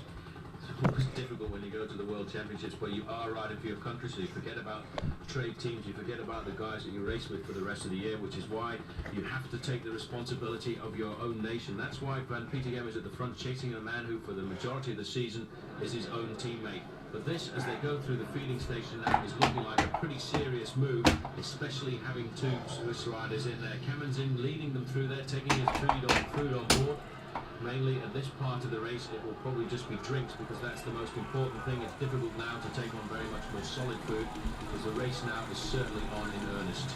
And the boys snatching their bags and bottles there perfectly. Always a dangerous preoccupation at this stage of the race. There's not many guys left now in that main field. It certainly has been hammered down. There's Peter van Petegem on the front. Rozier in second position there. Having a look back there was Francesco Casagrande. Now this is a dangerous move. Just letting the gap go like that. In fact, Oscar Camenzin has been taken off the back there by the Spanish rider, Ferreguero. And that was a silly move. That's how to get caught out. Well, I'm not sure what was going on. Our cameras cut back. He had spotted it in the director's truck. As we go under the banner, 5.5 hours in the saddle now, so they're still looking for a couple of laps of racing here, which will keep them going well over 6 hours, even though the speed has been in excess of 40 kilometres an hour. And we're looking at the only little group of any note or any danger left on the course now that could threaten that small group just ahead. Watch the clock as they go over the line, because that's the time gap, and this group's still very much in contention. But I think it's showdown time this lap, lads, because you're going to have to make something on the Clyde and the Torricelli this time up. This is the time when you've really got to make the decision. That's why you can see Peter Farazan is moving forward as well on the front. Here's Museo, then Van Petegem, then Peter Farazan. There is Van den Broek. He's got a little bandage on his nose. I'm not sure if that's one of those nose plasters to help your breathing, or if that's a subsequent to his crash earlier on. But he looked pretty comfortable there. A lot of Italians still in this group. 32 seconds now to the lead group. And now is the time when we really must see some action on the climb. 2 laps to go. Again, that little bell from the spectator, obviously near one of the microphones down on the ground, is not signaling the last lap. I should imagine it's louder to us, in fact, than it probably is to the cyclists. We're on lap 15 or 16 now. And this is the group which is trying to throw down the gauntlet. Martin Den Bakker read it well to come screaming across before the end of the lap to put a Dutchman in the breakaway. We've got 2 Swiss, a Frenchman, an Italian and a Spaniard. A lot of countries represented. And the defending world champion wearing number 1, he's managed to get himself back into that group. A bit of consternation there between himself and the Spanish rider who let the gap go, and that's such a difficult thing to do when you've been on the bike for 5.5 hours and then close it down again. But there's a serious organised chase behind, and this time it's coming from the Belgians. They realise they've missed out. They realise they should have had a man in that leading group, and unfortunately it wasn't Johan Museo, because what a story that would be if Museo had got himself into this leading group, and we'd be looking at a 2nd World Championships title, because he, to me, is one of the great bike riders of the 1990s, and what a way to go into the next century. And a lot of people would have cheered with you had Museo. Well, I shouldn't write him off yet, because the race isn't decided. He still has a chance, although one feels that he'd be working for this one for Frankie Van den Broek. Who knows, as the riders continue now into the last 33 kilometres of this World Championship. Been a very difficult race for anybody to read, attack after attack of varying descriptions. The new champion of Latvia on the back there, Romans Veensteins, riding a quiet race now, Paul, and just sitting there, probably feels a little bit outnumbered, because he's not going to find any countrymen riding around him anymore. Well, he's riding a sensible race too, because he doesn't have anyone left in the bike race to help him, and all he's hoping is that this bike race stays together, and if it does come down to the sprint, you better watch out for a clean pair of wheels. Yeah. This is the man that Belgium think can win today, Frank Van den Broek. He never looks pained, does he? He always looks pretty cool when he rides along. He's clearly, well, he looks content with the way the race is going, but he's going to have to do something soon. Looks pretty happy. He's leaving it all up to his teammates there. They're dedicated to just one man today. That's Frank Van den Broek, the revelation really this year. We've been waiting for Van den Broek to come through and get himself a big win, and the way he won Liège-Bastogne-Liège earlier in the season was in real Grandmaster style. He dominated the race and just rode away from it when he wanted. But these are the leading 6 at the moment, and a lot of work is being done in this leading group by the 2 Swiss riders, Alex Zuller and Oscar Camenzin. But look at the pressure on in the back here. This is the serious chase now. This is Peter Farazan on the front, then it's Van Petegem, then Johan Museo. They're giving every last shot. Well, look at that big group of Italians sitting back. They're pretty content with the fact that they've got their man in the front at the moment, and then we're just hoping it comes back together so they can launch the big counter-attack. But again, look at Van den Broek here, Phil. He's moving to the back of the group. He's really taking a lot of risks riding so far back in a group like that. I don't think he's riding a very intelligent race at all, Paul. We know he's fallen off, so as far as we know he's not injured. He came back when his team waited for him and got him back in the race. He's not been to the doctor to our knowledge, and but he's not ridden this race like a man looking for the world title. The Belgians, and solely the Belgian team, who are trying to keep him in contention, are keeping that gap to just 24 seconds, and they're riding a brilliant race. But really, once Zuller and Camenzin went across, I would have expected to have seen Van den Broek go across with them, and then the race would have been over. It certainly would. Moving to the front, Peter Farazan, a big friend of Frank Van den Broek, who rides for the same trade team, the Cofidis team from the north of France. and he now is really putting the hammer down. He slipped back down the group there. Maybe he went to have a quick word with Van den Broek just to check on how his form was coming into the final 2 laps here. Inside 30 kilometers to go now to the finish, and we're now reaching the very early slopes of the climb for the penultimate time. And this is when you really have to have the hammer. This is when you really have to go for it at the World Championships. And if you're going to make the decision, it's usually on this lap and certainly on the next. Well, this should be interesting this time up, and the crowd know it, of course, and somebody's just gone. It looks like Alex. Alex's legs are cracked. Well, he's had a brilliant day today, and I think he's done it totally unselfishly for Oscar Camazin. If Camazin wins, he'll know where to say thank you, because Alex has ridden a superb race, but those legs are not going to go up the Torricella on this penultimate lap. Absolutely. Great bike rider, though. He rode himself until he popped, and he certainly has popped now. He's going to go back, and he'll probably go pretty rapidly past the main group as well. Camazin realizing this is the time to open up. He's gone to the front, and he's the man solely setting the tempo on the front of this group. He's hoping now that he can build up the advantage. It was starting to come down because of the pressure of the Belgians, but the Belgians team are not so strong on the climb, and this may well be the advantage for the leading group now of 5 to reach that 1 minute mark. Well, I know that when they see Zula coming back to the pack, they'll feel pretty happy about that. As Mirko Celestino here, now thinking about things that might have to do. Jan Ullrich. Now, this had to happen this time, I think, and Ullrich and Van der Broek has got his wheel as well. Bogert has got behind, so the big guns have come to the front. This is all or nothing at this stage. I think they've got to shut down that breakaway. And also in there, very much in the action, is Chambre just coming across there onto the back of the split. These are the big names. This is the big move by Jan Ullrich. He's got the power this year. He's got the World Championship time trial under his belt, and this is the one he wants. So he wants to wear the Arc-en-Ciel jersey for the next 12 months, and now is the time he needs to close down the gap. He has to do the work himself now, because there are no more German riders left in that group. Well, we'll be probably seeing him in next year's Tour de France wearing the World Championship jersey in the time trials. Are we going to see him wear it every day of the road races as well? He made a big effort there, Paul, but he didn't shake them off, and he didn't look particularly good to me. He's gone back into 3rd place now, as Frank Van den Broek has now decided with a huge gear to try and get up there as well. And Casagrande taking full advantage of this, working in his favour. And Zerberg was moving up there too. The big pressure now, that really has split the group, which was already a fairly small group, but this is the action up at the back of the main group. You can see there going up the back was Van Petegem. His job has been done for the day, but Ullrich now realizes inside the last 30 Ks he's got to close down that leading group of 5, because it is a dangerous point in the course. He doesn't need anybody to help him now, because all everyone's trying to do is just hold on to his back wheel, as is Francesco Casagrande.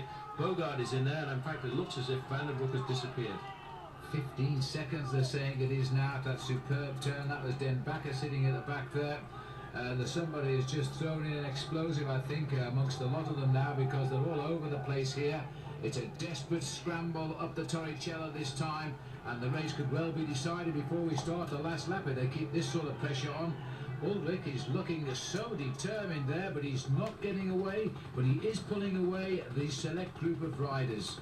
I have to say, in fact, Van den Broek was under difficulty there. He was actually just popping off the back there, but managed to recover and came back up to the group that Ullrich was with.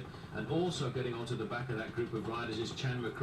Just at the back there, you can see the Star-Spangled Banners on his shoulders. He's having a great ride, because he was in the early action as well. But Ullrich now, a big powerhouse. He's doing all of the work. He's done the damage he wanted to. He's isolated everybody else. There's a Spanish rider's got into this leading group as well now. This is the big counter-attack. They have to keep the hammer on the slopes of the climb of the Torricelli to try and pull back the leading group of 5. Well, Chan, buddy of Lance Armstrong, is coming good at the end of the season. A brilliant Vuelta de España when he finished 19th overall and looked good all the way to the end. He's now in at the kill here. All of his team are now in the pits watching the race on television, and no doubt, because Americans support Americans cheering on Chambre. He has made a great move here and looks good, because this is hammer down time, and Jan Ullrich is looking for no help here as he just drives this race on. It's down to 4 men at the front. Somebody else has been dropped from that leading group, and there, in fact, is Jan Ullrich. He's done all of the work himself. He's pulled it back, and before the summit of the climb, he'll have the rest of the breakaway group in his grasp. On the back there is Martin Den Bakker. Just in front of him is Jean-Cyril Robin, and here is the big German train. Jan Ulrich has not asked anybody for any help at all. Right on his wheel there, wearing 28 is Casagrande. Watch out for Konashev too, Paul. He's in there. Here comes Chan. So I think it was Perdigiro who went, the Spanish rider, who was in trouble at the front. I haven't seen him recently. Strangely enough, there are not many of the big Spanish names in the Spanish team for the World Championship this year. Alano not able to take part because of injury. The biggest known name really has to be Emmanuel Beltran, who's no longer in the event. He's a long way back. Yeah.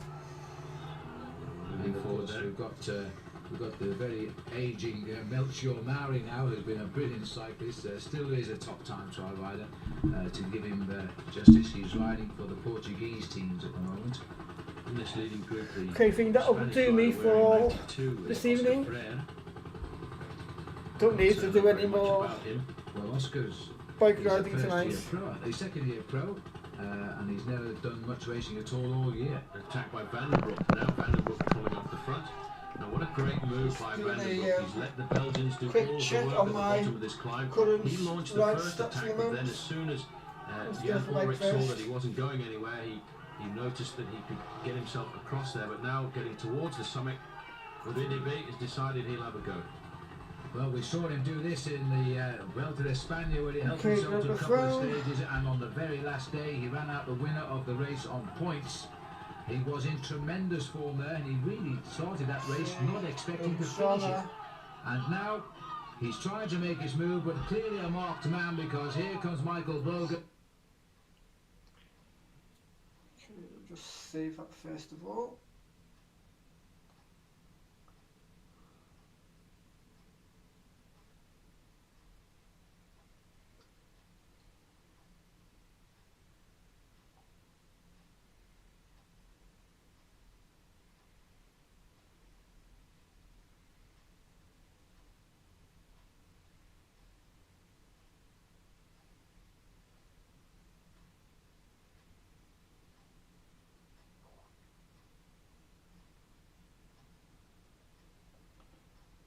Okay, goes my road stats.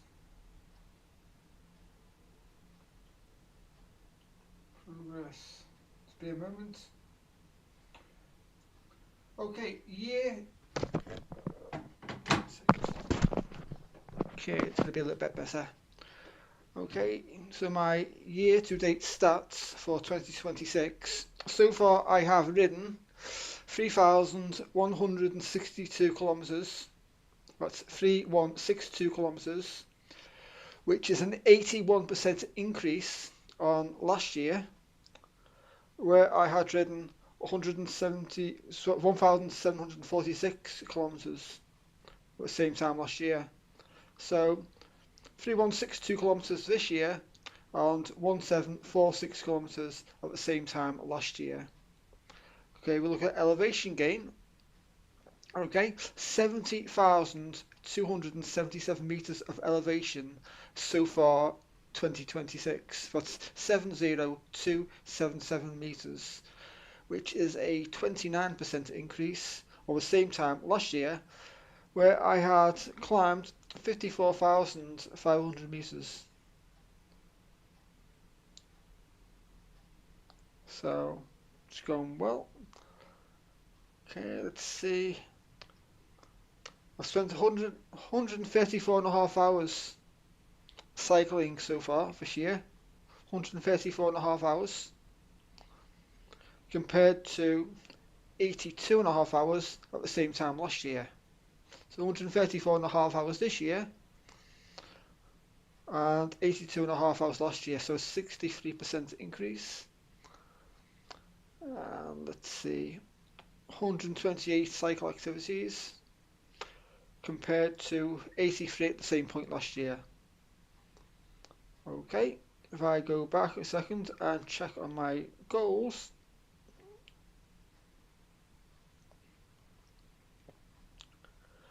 Let's see, scanning through now.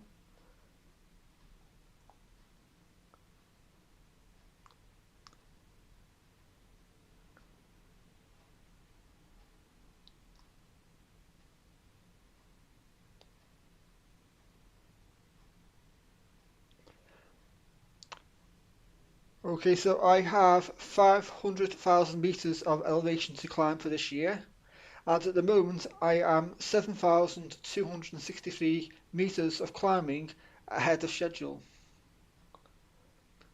Okay, so it's good for now, but later in the year, that gives me time for any bike maintenance problems,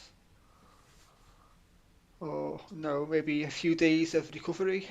The moment I'm needing to complete around 10,000 meters per week.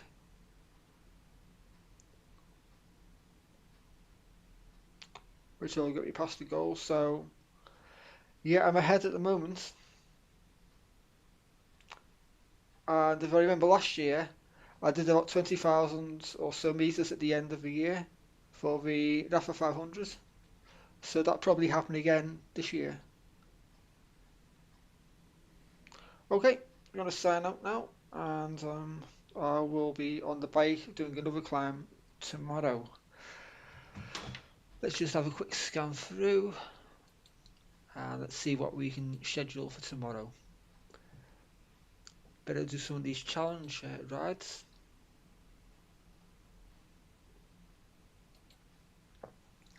Okay. Okay, maybe we can do this one tomorrow.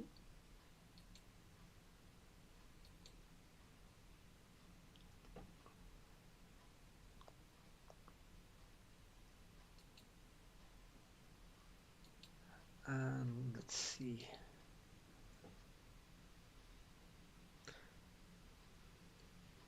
We can add this as well.